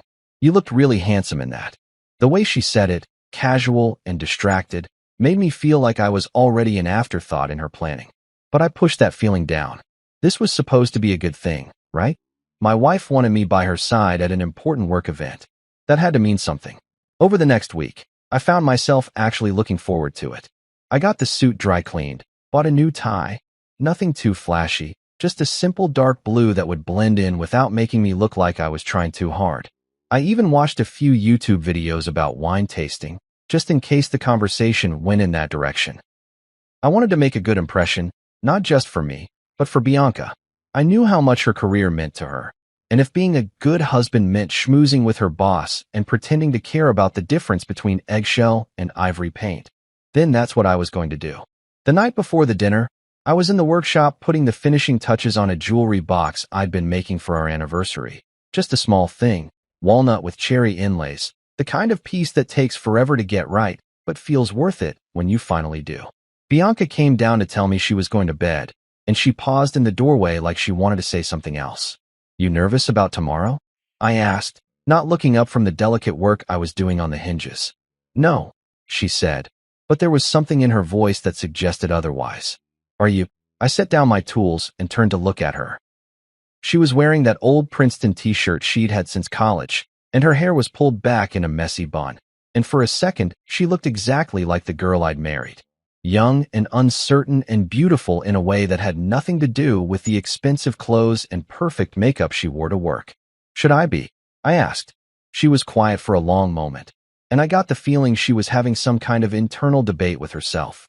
Finally, she shook her head and gave me a smile that didn't quite reach her eyes. No, she said. Everything's going to be fine. That should have been my second warning sign. But like an idiot, I believed her. Everything was not going to be fine. Friday rolled around faster than I expected, and by the time 6 o'clock hit, I was already feeling that familiar knot in my stomach that comes with trying to fit into someone else's world. I'd spent the better part of the afternoon getting ready. showering twice because the first time I still smelled like the pine I'd been working with all week, shaving carefully around that scar on my jaw from a router accident 3 years back, and making sure my navy suit looked as good as it was going to get on a guy who spends most of his time in work boots and flannel shirts. Bianca had been getting ready upstairs for what felt like hours, and when she finally came down the stairs, I swear my heart stopped for a second. She was wearing this navy silk dress that hugged her in all the right places, and her dark hair was pulled back in some kind of elegant twist that probably took her an hour to perfect. The woman knew how to make an entrance. I'll give her that. Damn, babe, I said, standing up from the couch where I'd been nervously checking my phone. You look absolutely stunning. She paused at the bottom of the stairs and smoothed down the front of her dress, but instead of giving me that pleased smile I was expecting, she just kind of nodded and said, thanks. Not, thank you. Not, you look great too. Just a flat, distracted thanks, like I'd commented on the weather. That should have been my first clue that something was off, but I was too busy trying to be supportive to really process it. Maybe she was just nervous about the dinner, right? Big work events can be stressful, especially when you're trying to climb the corporate ladder at a place like Reinhardt and Rowe. Ready to go? I asked, grabbing my keys from the bowl by the front door. I guess, she said, which wasn't exactly the enthusiastic response I was hoping for. The drive to the venue took about 20 minutes, and I spent most of it trying to make conversation while Bianca stared out the passenger window like she was watching a movie I couldn't see. I tried talking about work first. Told her about this new project I'd landed building custom cabinets for a young couple who'd just bought their first house. Usually, she liked hearing about my clients, especially the ones who were just starting out and reminded us of ourselves when we were younger and broker. That's nice, she said, but I could tell she wasn't really listening. So I switched gears and asked about her work instead. How's that hotel lobby project coming along? The one downtown with all the crazy lighting requirements. Fine, she said. It's fine. I tried one more time, bringing up something completely different. This documentary I'd watched about traditional Japanese woodworking techniques that I thought she might find interesting since she was always going on about the importance of craftsmanship in design. But all I got was another distracted nod and a that told me her mind was somewhere else entirely. By the time we pulled into the parking lot of the venue, some upscale place called the Meridian that looked like it charged $50 just to walk through the front door, I was starting to feel like I was taking a stranger to prom. The woman sitting next to me looked like my wife, but she sure as hell wasn't acting like her. You okay? I asked as I turned off the engine. You seem a little off tonight. For a second, something flickered across her face. Guilt, maybe, or fear, but it was gone so fast I might have imagined it. I'm fine, she said, already reaching for the door handle. Just want to make a good impression, you know? I didn't know, actually, because in all the years I'd known Bianca, she'd never been the type to get nervous about social situations. She was the one who could walk into a room full of strangers and have half of them eating out of her hand within 10 minutes. Confidence was kind of her thing. But before I could ask any more questions, she was already out of the car and smoothing down her dress again, putting on what I now realize was her game face. I hurried to catch up with her, straightening my tie as we walked toward the entrance. That's when I saw him. Lennox Carter was standing just inside the glass doors, and the moment he spotted Bianca through the windows, his whole face lit up like she was the best thing he'd seen all day. He was a good-looking guy, I'll admit, tall, well-dressed, with that kind of easy smile that probably made clients want to hand over their credit cards without asking too many questions. But there was something about the way he was looking at my wife that made every instinct I had start screaming. When we walked through the doors, Lennox stepped forward immediately, and I watched as his eyes did this quick sweep over Bianca, from her face down to her shoes and back up again, like he was appraising a piece of art he was thinking about buying. Bianca, he said, and his voice was warm in a way that felt too familiar, too intimate for a boss greeting an employee. You look incredible tonight. She smiled. Actually smiled, the first real expression I'd seen from her all evening, and said, "Thank you, Lennox. You clean up pretty well yourself." And that's when I knew. Maybe not the whole truth, not yet, but enough to understand that whatever was happening between them had been going on for a while. The way they looked at each other, the comfortable rhythm of their conversation, the fact that he hadn't even acknowledged my existence yet, it all pointed to something I really didn't want to think about. Finally, Lennox turned to me with that practiced smile of his, the one he probably used on clients he didn't particularly like, but had to be nice to anyway. And you must be Jared, he said, extending his hand. We've heard so much about you. Yeah, I thought as I shook his hand and felt him squeeze just a little too hard. I'll bet you have. Following Lennox inside felt like walking into some kind of fever dream. The venue was one of those places that screamed money from every surface.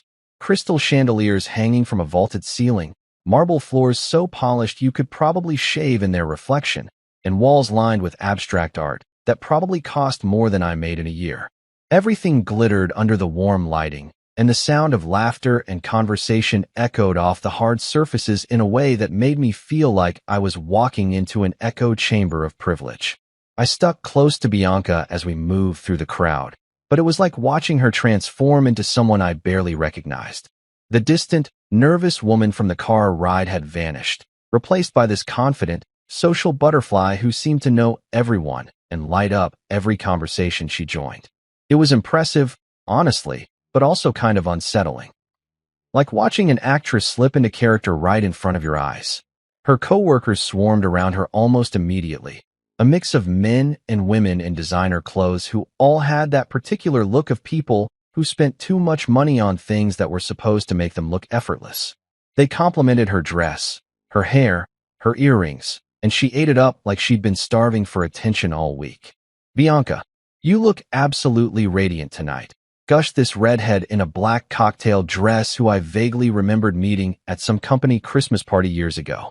That dress is stunning on you, added another woman with perfectly straight blonde hair and lips so glossy they reflected the chandelier light. You have to tell us where you got those shoes, chimed in a third.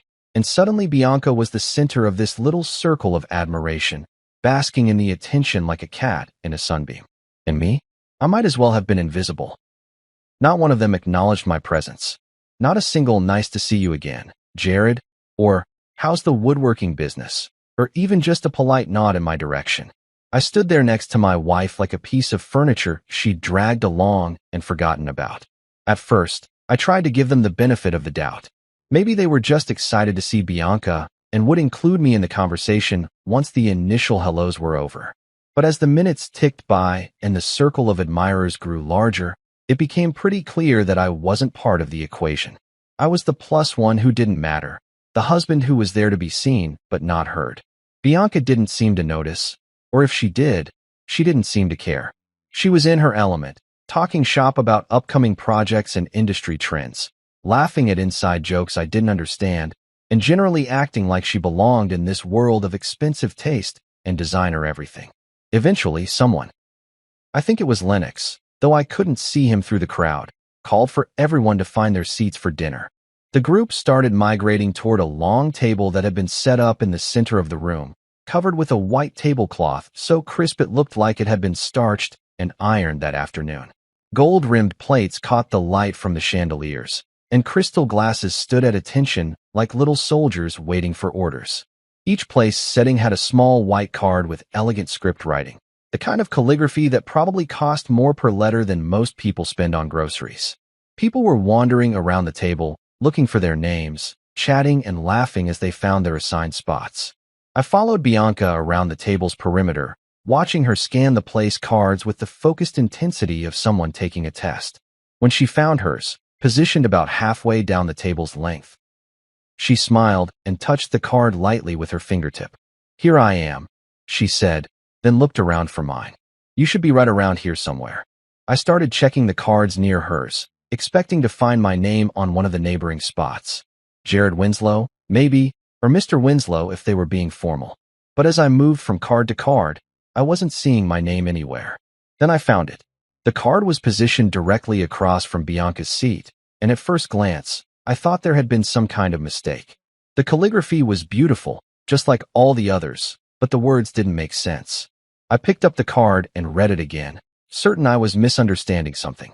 But no, there it was, in elegant script that had probably taken someone 20 minutes to perfect. Clueless idiot trash. I stood there holding the card, staring at those 3 words like they were written in a foreign language I was trying to translate. This had to be wrong. This had to be some kind of printing error, Or maybe the cards had gotten mixed up somehow. There was no way, absolutely no way, that someone had deliberately written this. But as I looked around the table, I started noticing things. The way conversations had gotten quieter.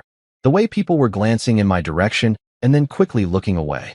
The way Bianca was standing frozen next to her chair, her face pale under her carefully applied makeup. And then it started. The laughter. It began as a snicker from somewhere behind me, then grew into a chuckle, then exploded into full-blown, stomach-holding, tears-in-the-eyes laughter that filled the entire room. Person after person joined in until the sound was bouncing off the marble floors and crystal chandeliers like some kind of acoustic nightmare. Lennox was laughing the hardest, his face red with the effort of it, one hand pressed to his chest like he was trying to keep his heart from bursting with joy. Someone, I couldn't see who through the blur that was starting to cloud my vision, shouted, "Beggar," and the laughter got even louder. And my wife, who was supposed to be on my side, who was supposed to have my back no matter what, was giggling. Not laughing outright like the others, but giggling like a teenager who'd just heard the best joke of her life. That's when I understood. This wasn't a mistake. This wasn't some cruel prank that had gotten out of hand. This was planned. This was deliberate. And Bianca, the woman I'd loved and supported and built a life with, had been in on it from the beginning. Standing there with that damn place card in my hand, surrounded by the sound of their laughter echoing off every polished surface in the room, I felt something inside me just break. Not snap, like you'd expect, but break slowly, like a piece of wood that's been carrying too much weight for too long and finally gives up trying to hold everything together. The logical part of my brain. The part that had gotten me through 8 years of marriage and built a successful business from nothing, was screaming at me to do something. Flip the table. Throw the card in Lennox's smug face. Tell every single one of these pretentious assholes exactly what I thought of their little joke. Walk out. Make a scene. Demand some goddamn respect. But I didn't do any of that. Instead, I just stood there like an idiot, holding that card and watching their faces. Really watching them. Memorizing every detail of this moment, so I'd never forget what it felt like to realize that the people I'd been trying to impress thought I was nothing more than entertainment. A punchline to a joke I hadn't even known was being told. Lennox was practically doubled over, his perfect hair falling into his eyes as he laughed. The redhead from earlier had her hand pressed to her mouth, like she was trying to contain herself, but her shoulders were shaking with the effort of holding it in. The blonde with the glossy lips was wiping tears from her eyes, careful not to smudge her makeup. And Bianca, Jesus, Bianca was the worst part of all. She wasn't laughing as hard as the others, but she was definitely laughing, covering it up with her hand, trying to look embarrassed about it, but not embarrassed enough to stop. Not embarrassed enough to defend me. Not embarrassed enough to tell her coworkers that this was her husband they were humiliating. That's when she leaned in close to me, close enough that I could smell her perfume and feel her breath on my ear, and whispered, "It's just a joke, Jarrett. Don't embarrass me. Don't embarrass her." Those 4 words hit me harder than all the laughter combined. Because right there, in that whispered plea, was everything I needed to know about where I stood in my wife's world. I wasn't her partner. I wasn't her equal. I was a potential source of embarrassment that she had to manage and control. I looked at her, really looked at her, and saw something in her eyes that I'd probably been missing for months, maybe years. She wasn't ashamed of what her coworkers had done. She was worried about what I might do in response. She was worried that I might ruin her image, might make her look bad in front of the people she was trying so hard to impress. The laughter was starting to die down now, replaced by expectant silence as everyone waited to see how I'd react. Would I lose my temper? Would I storm out? Would I give them the dramatic scene they were probably hoping for? I felt my fingers tighten around the napkin that had been placed next to the offensive place card. For a second, I imagined what it would feel like to flip that perfectly set table, to send all those gold-rimmed plates and crystal glasses crashing to the marble floor. To tell Lennox exactly what I thought of him and his amateur hour power plays. To grab Bianca's arm and drag her out of there like a man with some self-respect would do. But I didn't do any of that either. Instead, I set the place card down carefully on the table, pulled out the chair, and sat down. Slowly, deliberately, like a man who had all the time in the world and nowhere else he'd rather be. The silence that followed was different from the expectant quiet that had come after the laughter. This was uncomfortable silence. Confused silence. They'd set up their little trap expecting fireworks, and instead they got nothing. Just a guy calmly taking his assigned seat at their fancy dinner table. I spread the napkin across my lap and looked around the table, making eye contact with each person who had been laughing just moments before. Not in an aggressive way, not like I was trying to stare them down or intimidate them. Just looking, taking inventory, counting faces and filing away names for future reference. Because here's the thing about people like this. People who think they're better than everyone else. People who find their entertainment in humiliating others. They don't know what to do when their target refuses to play the victim. They expect anger. They expect hurt feelings and dramatic exits, and maybe some crying. What they don't expect is calm acceptance. Lennox was the first to break. He cleared his throat and said, "Come on, Jared, it's just a little fun. We're all creative types here. We have a sense of humor." I nodded politely and reached for my water glass. "I can see that," I said, my voice steady and conversational. "Very creative." Bianca was staring at me from across the table, and I could practically see the wheels turning in her head as she tried to figure out what I was thinking. Good. Let her wonder. Let her sit there in her beautiful silk dress and wonder what was going through her husband's mind. The truth was, I wasn't sure myself. All I knew was that something fundamental had shifted in the last few minutes. The man who had walked into this restaurant trying to make a good impression on his wife's coworkers was gone. In his place was someone I didn't entirely recognize yet. Someone who was done caring what these people thought of him. Someone who was just getting started. I picked up the offensive place card again and studied it like I was examining a piece of craftsmanship. The calligraphy really was beautiful, I had to admit. Someone had put real effort into making my humiliation look elegant. "You know," I said, loud enough for the whole table to hear, "this is really nice work. Very professional. I'm curious, who's the artist?" The silence stretched on for what felt like hours, but was probably only seconds. Nobody wanted to claim credit now that the joke had fallen flat. I smiled and placed the card carefully next to my plate, like it was something precious I wanted to keep as a memento. "Well," I said, "whoever it was, they've got real talent." And then I waited to see what would happen next. The first course arrived with all the pomp and circumstance you'd expect from a place that charged more for one meal than most people spend on groceries in a month. Some kind of fancy salad with ingredients I couldn't pronounce, arranged on plates that looked like they belonged in an art museum. The servers moved around the table with practiced precision, setting down each plate like they were handling rare artifacts, and suddenly everyone had something to focus on besides the elephant in the room, or rather, the clueless idiot trash sitting at their perfectly appointed table.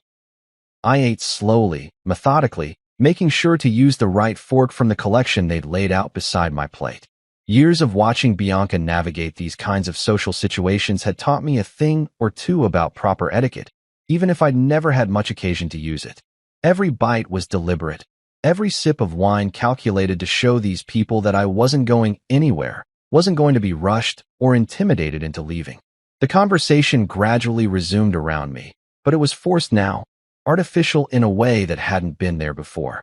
People were trying too hard to act normal, like nothing had happened, but I could feel their eyes on me whenever they thought I wasn't looking, waiting for me to crack, maybe, or trying to figure out what my game was. About halfway through the main course, some pretentious piece of fish that probably had its own Wikipedia page, Lennox finally made his move. He'd been quiet during most of the meal, which surprised me. I'd expected him to be the type who couldn't let a moment of silence pass without filling it with the sound of his own voice. But he'd been patient, waiting for the right moment to strike. He leaned back in his chair, wine glass in hand, and fixed me with that smug smile of his. The one that said he knew something I didn't, that he was operating on a level I couldn't possibly understand. It was the kind of smile that probably worked great on clients and subordinates, but it just made me want to see how long it would take to wipe it off his face. "You know, Jared," he said, his voice carrying that casual authority that comes with being used to having people listen when you talk. "I have to say, you're taking this whole thing a lot better than I expected." The table got quiet again. Not the uncomfortable silence from before, but the kind of focused attention you get when everyone knows something important is about to happen. Even the servers seemed to sense it, hanging back near the kitchen doors instead of circulating with their wine bottles and water pitchers. "Am I?" I asked, cutting another piece of my fish with the precise movements I used when I was working on a particularly delicate joint. What exactly were you expecting? Lennox's smile widened, and I could see him settling into what he probably thought was going to be a fun little power play. The kind of verbal chess match he was used to winning because he held all the cards and made all the rules. Well, he said, swirling his wine like he was some kind of sommelier. Most people would be pretty upset about finding a place card like that. Might even cause a scene. Storm out. Maybe throw a few accusations around. He paused to take a sip, clearly enjoying himself. But you're just sitting there, calm as can be. It's interesting. I nodded thoughtfully, like he'd just shared some profound insight about human nature. You seem to know a lot about how most people would react to being humiliated at a dinner party. Experience, he said with a shrug that was meant to look casual but came across as practiced. You deal with enough different personality types in this business, you start to recognize patterns. I bet you do. I took a sip of my own wine, which was admittedly pretty good, even if I wasn't about to give him the satisfaction of saying so. Must be nice, being able to predict how people will behave. Makes it easier to manipulate them, I'd imagine. That got a reaction. Not a big one. Lennox was too smooth for that. But I caught the slight tightening around his eyes, the way his smile became just a fraction less natural. He wasn't used to people calling him out so directly, especially not in front of an audience. Manipulate is a strong word, he said, but his voice had lost some of its casual confidence. I prefer to think of it as social dynamics. Understanding what makes people tick. Right. I leaned forward slightly, matching his casual posture.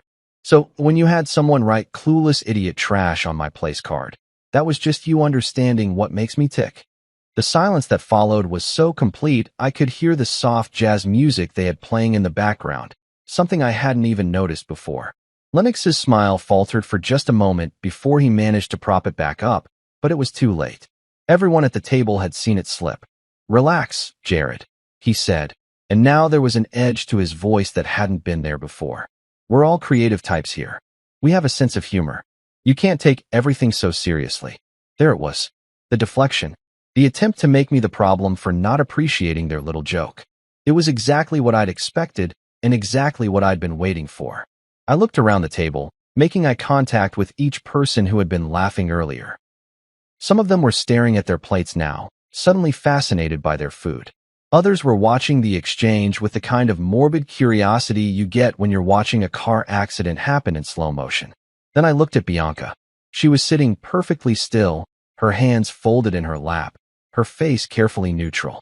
But I could see the tension in her shoulders, the way she was holding herself like she was braced for impact. She knew what was coming, even if she didn't know exactly what form it would take. You're absolutely right, Lennox, I said, my voice as calm and measured as it had been all evening. I should definitely relax. After all, what's a little humiliation between friends? I raised my wine glass in a mock toast, and the gesture was so unexpected that a few people actually lifted their glasses in response before they realized what they were doing. To creative types, I said, loud enough for the whole restaurant to hear, and their sense of humor. Lennox was still smiling, but it looked painted on now, like a mask that was starting to crack around the edges. He raised his own glass, probably because he didn't know what else to do, and that's when I knew I had him. Because here's the thing about bullies, they're only comfortable when they're in control. When they can predict how their victims will react, when they can stay one step ahead of the conversation. But when someone refuses to play by their rules, when someone turns their own game against them, they don't know what to do with themselves. And Lennox Carter was about to find out just how creative a simple woodworker could be. The rest of the meal passed in a kind of suspended animation, like everyone at the table was holding their breath waiting for something to explode. Dessert came, some elaborate chocolate thing that probably took 3 pastry chefs and a degree in engineering to construct.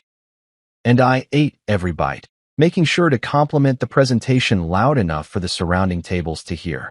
The wine kept flowing. Conversations resumed in fits and starts, but there was an undercurrent of tension running through everything now that nobody could quite shake off. Lennox had retreated into damage control mode, working overtime to charm the other guests and restore the jovial atmosphere he'd been orchestrating all evening.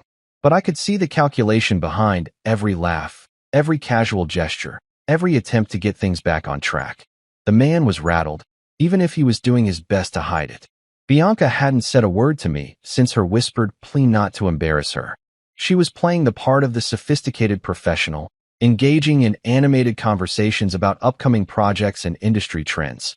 But I caught her glancing in my direction more than once, trying to read my mood, maybe, or figure out what I was planning to do next. The truth was, I wasn't entirely sure myself. Something had shifted inside me during that exchange with Lennox, something fundamental that I couldn't quite put my finger on yet. It was like walking into my workshop and realizing that all my tools had been rearranged. Everything looked familiar, but the relationships between things had changed in ways that would take time to fully understand. What I didn't know was that I was done being the joke. Done being the husband who was supposed to smile and nod and be grateful for whatever scraps of respect these people felt like throwing my way. Done pretending that what had happened tonight was acceptable or funny or anything other than a calculated attempt to put me in my place. As the evening wound down and people started checking their phones and making noises about early meetings tomorrow, I made my decision. Not the explosive, table-flipping decision that part of me still wanted to make, but something more surgical, more precise. I waited until the servers had cleared away the last of the dessert plates, and people were starting to push back from the table. That moment when a formal dinner begins its transition into casual conversation and eventual departure. Then I stood up, smoothed down my tie, and began walking around the table toward the head, where Vincent Maddox had been holding court all evening. Vincent was Reinhardt and Rose president, a man in his early 60s with silver hair and the kind of presence that came from decades of closing deals and managing personalities. I'd met him exactly once before, about 3 years ago when I'd done some custom millwork for their office renovation. He'd been impressed with my craftsmanship then, had even mentioned something about how rare it was to find someone who understood the importance of quality in a world full of shortcuts and cheap alternatives. As I approached, Vincent looked up from his conversation with a woman I didn't recognize. Some client or potential partner, judging by the way she was dressed and the intensity of their discussion. He smiled when he saw me coming, the kind of polite, slightly confused smile you give someone you recognize but can't quite place. "Jared, isn't it?" he said, extending his hand. "Good to see you again. How's the woodworking business?" "It's going well. Thank you for asking," I replied, shaking his hand with the firm grip my father had taught me when I was 12 years old. "Actually, that's what I wanted to talk to you about." I reached into my jacket pocket and pulled out my phone, scrolling through my photos until I found the one I'd taken earlier. The place card, in all its elegant, insulting glory, captured in perfect detail on my phone's camera. I'd snapped the picture while everyone was distracted by their salads, some instinct telling me I might need evidence of what had happened here tonight. "This is how your VP and your staff chose to welcome me to your company's annual dinner," I said, holding the phone so Vincent could see the screen clearly. The change in his expression was immediate and dramatic. The polite smile vanished, replaced by something between shock and horror as he read those 3 words written in beautiful calligraphy. He took the phone from my hands, studying the image like he couldn't quite believe what he was seeing. "This is," he started, then stopped, his face flushing red with what I hoped was embarrassment and anger. "Jared, I am so sorry. This is not who we are as a company. This is not how we treat anyone, let alone the contractor who's been providing your firm with custom cabinetry and installations for the past 6 years. I finished for him. The same contractor who built those conference room shelves you complimented last month, and the reception desk that 3 different design magazines have photographed for feature articles." Vincent's flush deepened, and I could see him processing not just the immediate insult, but all the broader implications. The potential legal exposure, the damage to the company's reputation if this got out, the complete failure of leadership that had allowed something like this to happen under his watch. "Jared, please," he said, his voice taking on the careful tone of someone trying to defuse a bomb. "Let me make this right. This is completely unacceptable, and whoever was responsible will face serious consequences. But surely we can." "Vincent," I interrupted, keeping my voice calm and professional. "I appreciate the apology, I really do. But I think we both know that apologies don't fix this kind of thing. Trust, once it's broken, doesn't just snap back together like a piece of wood with some glue and clamps." I took my phone back and slipped it into my pocket, then looked him directly in the eye with the same steady gaze I used when I was explaining a complicated joint to a client who didn't understand why quality took time. "Effective tonight," I said, each word clear and deliberate. "I'm cutting all ties with Reinhardt and Rowe. No more custom work, no more installations, no more partnership of any kind. Craftwise Builds will be finding clients who understand the value of respect." The silence that followed was absolute. Vincent stared at me like I'd just told him his building was on fire, and I could sense rather than see the attention of everyone else at the table shifting in our direction. This was the scene they'd been waiting for all evening, just not the one they'd expected. "You don't have to do this," Vincent said quietly. "We can work something out. Make amends. Surely." But I was already walking away, heading for the exit with the measured pace of a man who had said everything that needed to be said. Behind me, I could hear Vincent's voice, sharp with authority now instead of apology. "Lennox, my office. First thing Monday morning." I didn't look back. I didn't need to. The empire was already starting to crack. Walking out of the Meridian felt like stepping out of a fever dream and back into the real world. The cool night air hit my face, cutting through the fog of wine and adrenaline that had been building all evening, and for the first time in hours I could actually breathe properly. My hands weren't shaking. I was surprised to discover that, and my heart rate was steady, like I'd just finished a particularly satisfying piece of craftsmanship rather than blown up my wife's career and probably my marriage in the span of 5 minutes. I made it about halfway to my car before I heard the click of heels on pavement behind me. Bianca's voice cut through the night air like a saw blade hitting a nail. Jared, wait." I stopped but didn't turn around. Not yet. I needed another few seconds to figure out what I was going to say to her, how I was going to handle this conversation that had been building for years without either of us realizing it. "What the hell was that?" she demanded, slightly out of breath from trying to catch up with me in those designer heels. "What were you thinking?" Now I turned around. She looked different out here under the parking lot lights, smaller somehow, less polished than she had inside the restaurant. Her perfect hair was starting to come loose from its elegant twist, and there was something wild in her eyes that I hadn't seen since we were younger and used to fight about money and the future and all those things that seem so important when you're still figuring out who you're going to be. "I was thinking," I said carefully, "that I was tired of being treated like garbage by people who wouldn't know real craftsmanship if it hit them in the face." "It was just a joke, Jared." The words came out sharper than she probably intended, echoing off the cars around us. "A stupid, harmless joke that you turned into this nuclear option. Harmless." I couldn't keep the disbelief out of my voice. "Bianca, they called me clueless idiot trash at a company dinner." "Your company dinner? Your boss, who I'm pretty sure you're sleeping with, by the way, orchestrated the whole thing, and you sat there and laughed along with them." She flinched like I'd slapped her, and I knew I'd hit the mark about Lennox. The affair had been obvious to everyone except me, apparently, and even I had finally figured it out. We're not," she started, then stopped, her shoulders sagging as she realized there was no point in denying something that was written all over her face. "It's complicated, Jared." "No," I said, surprised by how calm my voice sounded. "It's really not. You either respect your husband or you don't. You either stand up for him when people humiliate him or you don't. There's nothing complicated about it." She was crying now, mascara starting to streak down her cheeks in thin black lines. "You don't understand the pressure I'm under at work. The politics, the competition. I can't afford to make waves right now, not when I'm so close to making senior partner.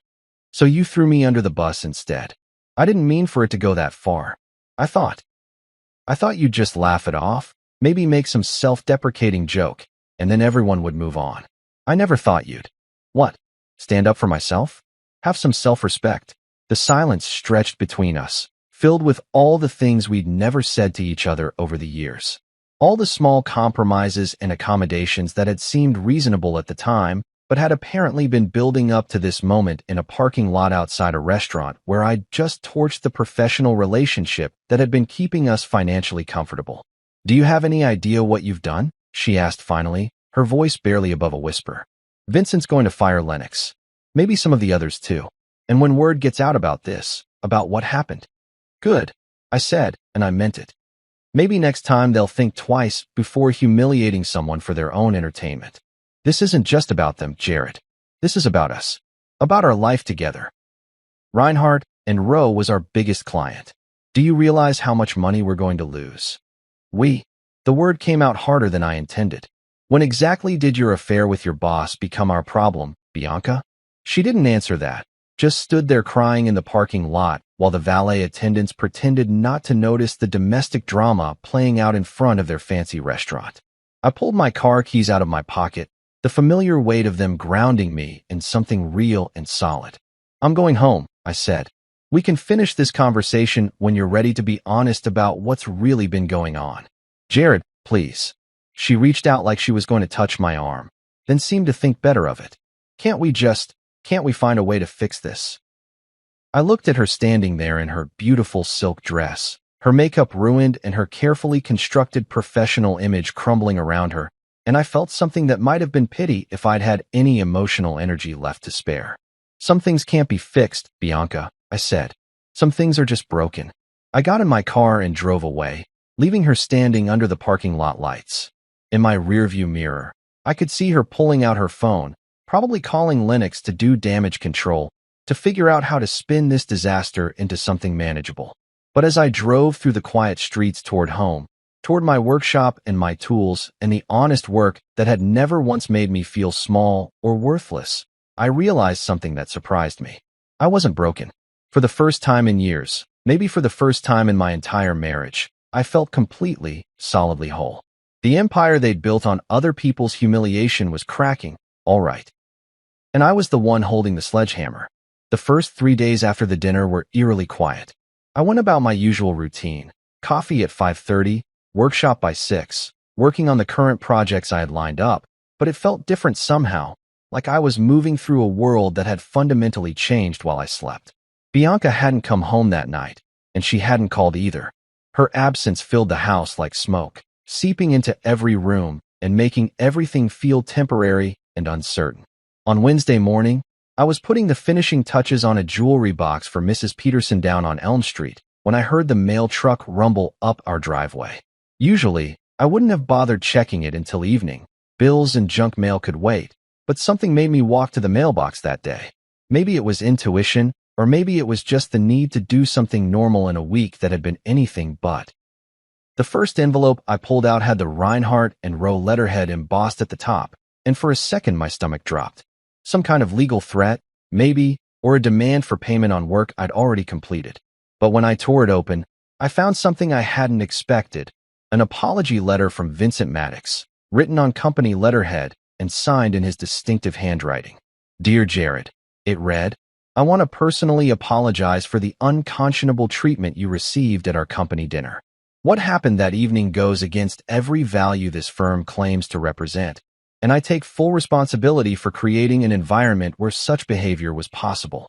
While I know this doesn't undo the damage that was done, please know that significant personnel changes are being made to ensure nothing like this ever happens again. Your craftsmanship and professionalism have always been exemplary, and losing your partnership is a loss this company will regret for years to come. I read it twice, then set it aside and opened the second letter.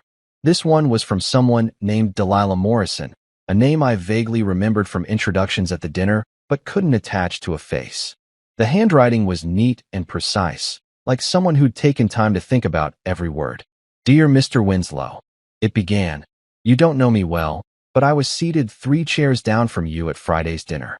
I work in the design department at Reinhardt and Rowe, and I wanted you to know that not everyone at that table found what happened to you amusing. In fact, I was so disgusted by the whole thing that I recorded Lennox Carter bragging about the joke to several co-workers before you arrived. I thought you should know that this wasn't just cruel. It was planned well in advance, and Lennox seemed to take particular pleasure in describing how humiliated you were going to be. My hands tightened on the letter as I kept reading. I've attached a copy of the recording to this letter. I'm not sure what you plan to do with it, but I thought you deserved to know the truth about how premeditated this attack on your dignity really was. I've also taken the liberty of sharing this recording with several people in the industry who I thought should know what kind of man Lennox Carter really is. Word travels fast in our business, and I suspect his reputation is going to suffer considerably in the coming weeks. The third envelope was thicker, official-looking, with a return address I didn't recognize. Inside was a contract from Archer and Moore Studios, one of Reinhardt and Rowe's biggest competitors, offering me an exclusive partnership to handle all their custom millwork and installations. The terms were better than anything I'd had with Reinhardt and Rowe: higher rates, more creative freedom, and a clause that guaranteed me credit in any magazine features or design awards. There was a handwritten note attached from someone named Patricia Archer. "We've heard about your situation through industry channels, and we want you to know that we've always admired your work. We believe that character and craftsmanship go hand in hand, and we'd be honored to have you as a partner. If you're interested, please call me at your earliest convenience." By Thursday, my phone was ringing off the hook. Architects I'd worked with years ago, developers who'd seen my work in other people's projects, even a few residential clients who'd heard about what happened and wanted to offer their support. Word was spreading through the construction and design community faster than I'd thought possible, and apparently the story wasn't painting Reinhardt and Rowe in a very flattering light. "I heard about what those jackasses did to you," said Tom Rodriguez, a contractor I'd collaborated with on several projects over the years.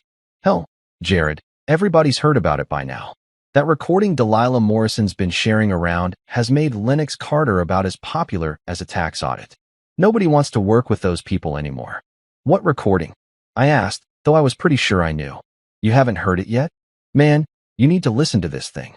Carter's basically bragging about how he came up with the idea to humiliate you, talking about how funny it was going to be to watch you squirm. Real class act, that guy. Anyway, the reason I'm calling is I've got 3 clients who specifically asked if I knew how to get in touch with you. Seems like people respect a man who stands up for himself." Friday brought more of the same. A custom kitchen job in Westchester, a built-in library for a law firm downtown, even an inquiry from a hotel chain about doing millwork for their entire East Coast expansion. My appointment book, which had been looking pretty sparse after cutting ties with Reinhardt and Rowe, was suddenly packed solid for the next 6 months. That evening, I was in the workshop organizing all the new contracts and proposals when my phone rang one more time. The caller ID showed a number I didn't recognize, but something made me answer it anyway. "Is this Jared Winslow from Craftwise Builds?" The voice was warm, professional, with just a hint of a southern accent. "Yes, this is Jared. Mr. Winslow, my name is Michael Chun, and I'm a producer for a home renovation show on the Home and Garden Network. We've been hearing some interesting stories about you this week, and we're wondering if you might be interested in discussing a potential partnership." I almost laughed. A week ago, I'd been sitting at a dinner table being treated like trash by people who thought they were better than me. Now television producers were calling to offer me work. "What kind of partnership?" I asked. "We're developing a new series about craftsmen who prioritize quality and integrity over profit margins. Men and women who do things the right way, even when the wrong way would be easier. From what we've heard, you might be exactly the kind of person we're looking for." I looked around my workshop, at the tools my father had given me, at the projects in various stages of completion, at the honest work that had never once made me feel small or worthless, and I smiled. "Tell me more," I said, "because sometimes, when one door closes, the whole damn world opens up." By Monday morning, the house had developed a kind of echo that hadn't been there before. Every footstep seemed too loud, every door closing sounded like a gunshot, and the coffee maker's morning gurgle filled the kitchen with a loneliness I'd never noticed when Bianca was around to share it. I'd gotten used to her absence over the past week. The empty side of the bed, the bathroom counter clear of her products, the refrigerator staying exactly as full as I'd left it, but I hadn't expected the silence to feel so heavy. I was sitting at the kitchen table, going through the stack of new contracts that seemed to grow every day, when I heard her key in the front door. It was just past 7 in the morning, earlier than she'd ever voluntarily gotten up in all the years we'd been married, and something about the timing told me this wasn't going to be a casual conversation about getting back together. She appeared in the kitchen doorway, looking like she'd aged 5 years in the past week. Her usually perfect hair was pulled back in a messy ponytail. She wasn't wearing any makeup, and the designer clothes had been replaced by jeans and a sweater that had seen better days. But it was her eyes that really caught my attention, red-rimmed and hollow, like she'd been crying for days and had finally run out of tears. "We need to talk," she said, her voice hoarse and smaller than I'd ever heard it. I gestured to the chair across from me, The same spot where she used to sit every morning reading industry blogs on her tablet while I ate breakfast and planned out my day.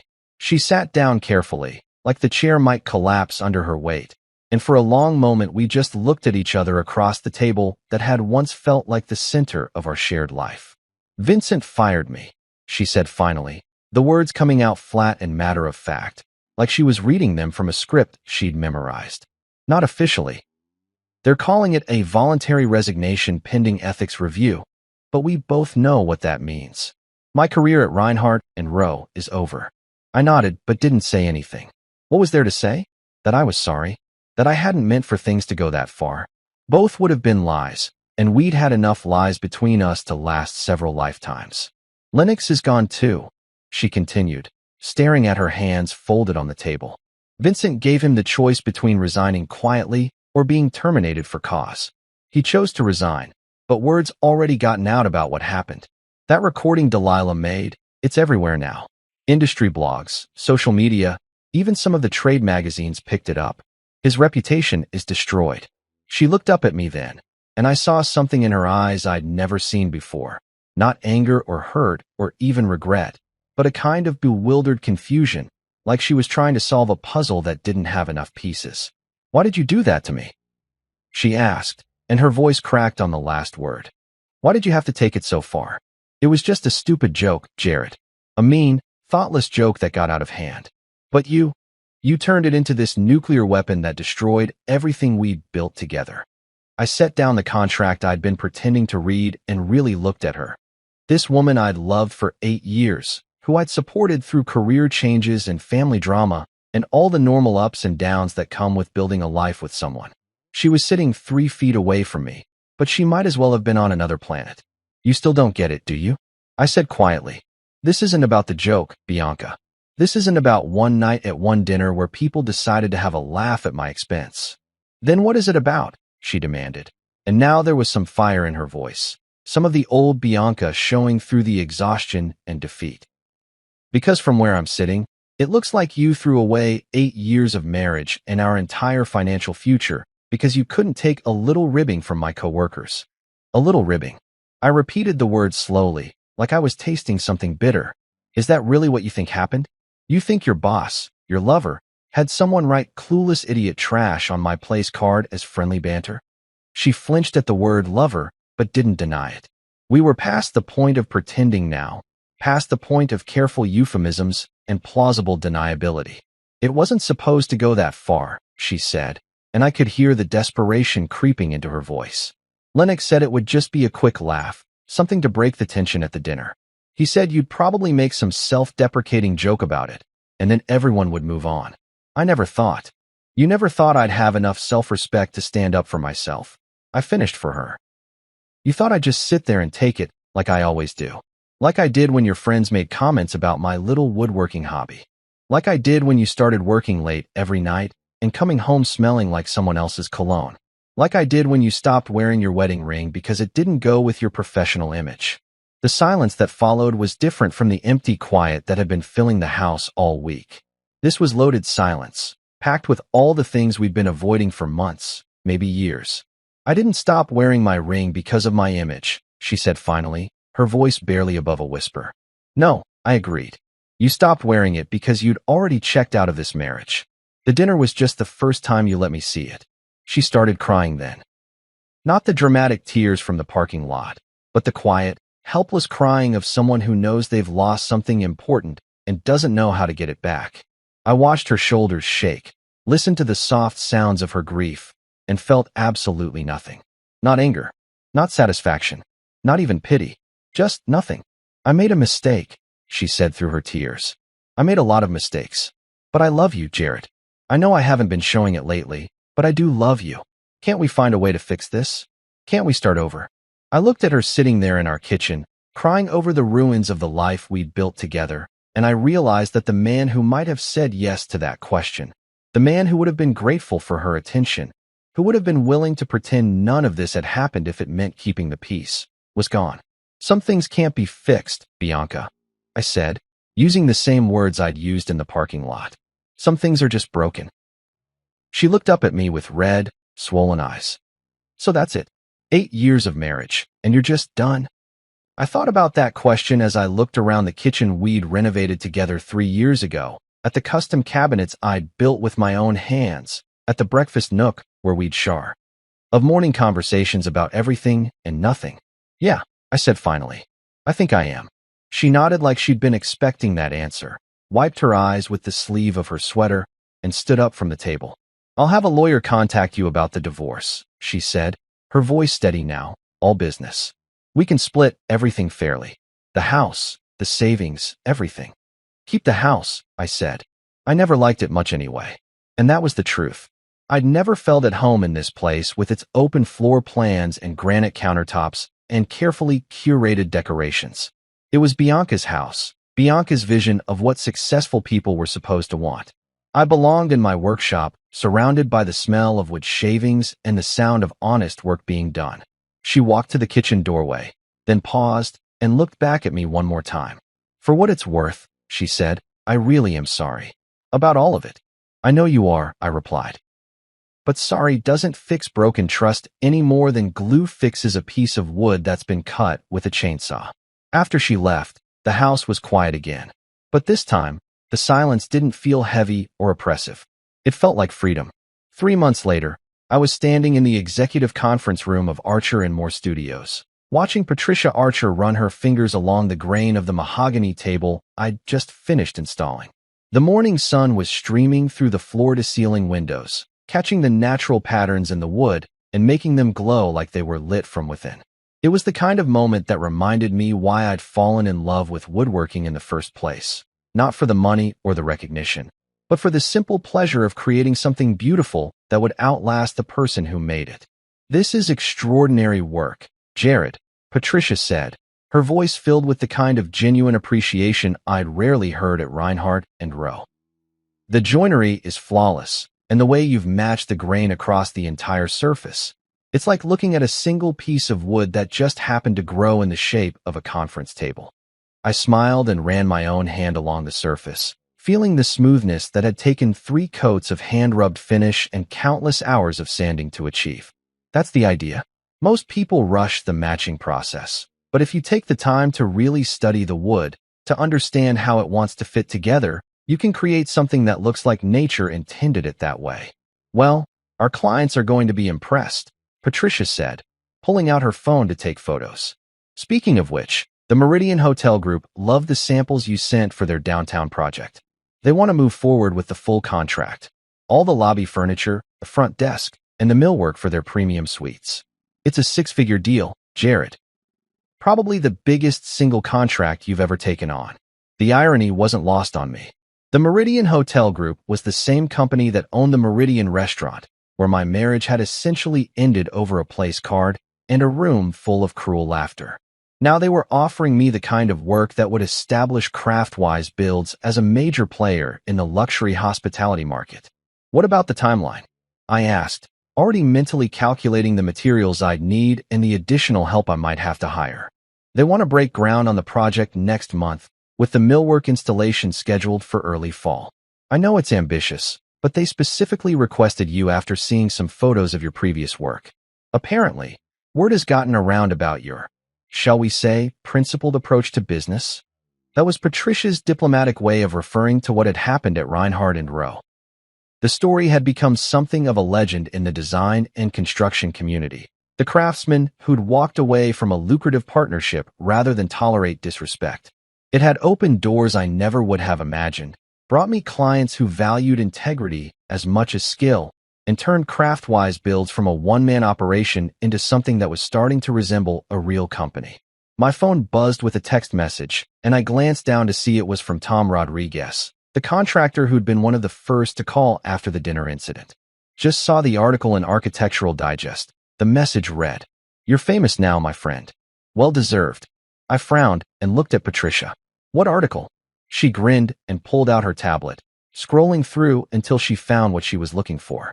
I was going to mention this, but I wanted to wait until we finished discussing the hotel project. Take a look. The article was titled, "Integrity in the Age of Instagram. Why One Craftsman's Stand for Respect is Reshaping the Industry," and it featured a full-page photo of me in my workshop surrounded by the tools and projects that define my daily life. The piece went on to describe what had happened at the Reinhardt and Rowe dinner, but not in a sensational or gossipy way. Instead, it focused on the broader issues of respect, professionalism, and the value of skilled craftsmanship in a world that often prioritized flash over substance. They interviewed Vincent Maddox, Patricia said, pointing to a quote halfway down the page. He called losing your partnership one of the biggest professional regrets of my career and said the company had implemented new policies to ensure that kind of behavior never happens again. I scrolled down and found another quote, this one from Delilah Morrison, who had apparently left Reinhardt and Rowe shortly after the dinner incident to start her own design consultancy. Jared Winslow showed all of us that there's a difference between being professional and being a doormat, she'd said. His willingness to walk away from a toxic situation, even at personal cost, has inspired a lot of people in this industry to examine their own standards and boundaries. The article went on to mention that several other contractors and craftspeople had come forward with their own stories of mistreatment at various firms, leading to what one industry expert called a long overdue conversation about workplace culture in the design world. There's more, Patricia said, turning the tablet to show me another section. They're featuring your work in next month's issue. The jewelry box you made for your anniversary, some of the custom cabinets from your residential projects, and preliminary sketches for the hotel project. You're going to be the cover story. I stared at the screen, trying to process the fact that my face was going to be on the cover of one of the most prestigious design magazines in the country. A year ago, I'd been grateful for the occasional mention in Reinhardt and Rowe's marketing materials. Now I was apparently some kind of industry spokesperson for integrity and quality craftsmanship. How does it feel? Patricia asked, studying my expression. Being the face of the movement to bring respect back to skilled trades? I thought about that question as I looked around the conference room, at the table I'd built with my own hands, at the successful partnership I'd forged with people who valued my work, at the future that was opening up in ways I never could have predicted. Honestly, I said, it feels like coming home. My phone buzzed again, this time with a call from an unknown number. I almost let it go to voicemail, but something made me answer. Jared Winslow. Mr. Winslow, this is Sarah Chun from the Home and Garden Network. I think my brother Michael spoke with you a few months ago about a potential television project. I remembered the conversation. The producer who'd called about a show featuring craftsmen who prioritized integrity over profit. I'd been interested but hadn't heard back after our initial discussion. Yes, I remember. Well, we've been following your story, and we'd love to move forward with that partnership we discussed. We're looking at a 13-episode first season, focusing on your approach to custom woodworking and the philosophy behind your business practices. Are you still interested? I looked at Patricia, who was grinning like she'd just won the lottery, and thought about how far I'd come from that night at the Meridian when I'd been dismissed as clueless idiot trash. Let's talk, I said, because sometimes, when you stand up for yourself and refuse to accept anything less than respect, the whole world notices. And sometimes, just sometimes, they decide to build something better right alongside you. I wasn't Bianca's +1 anymore. I wasn't anybody's afterthought or comic relief or convenient target. I was Jared Winslow, craftsman and businessman, cover story and television personality, builder of beautiful things that would outlast all the petty people who'd once thought they were better than me. And I'd never needed their spotlight to shine.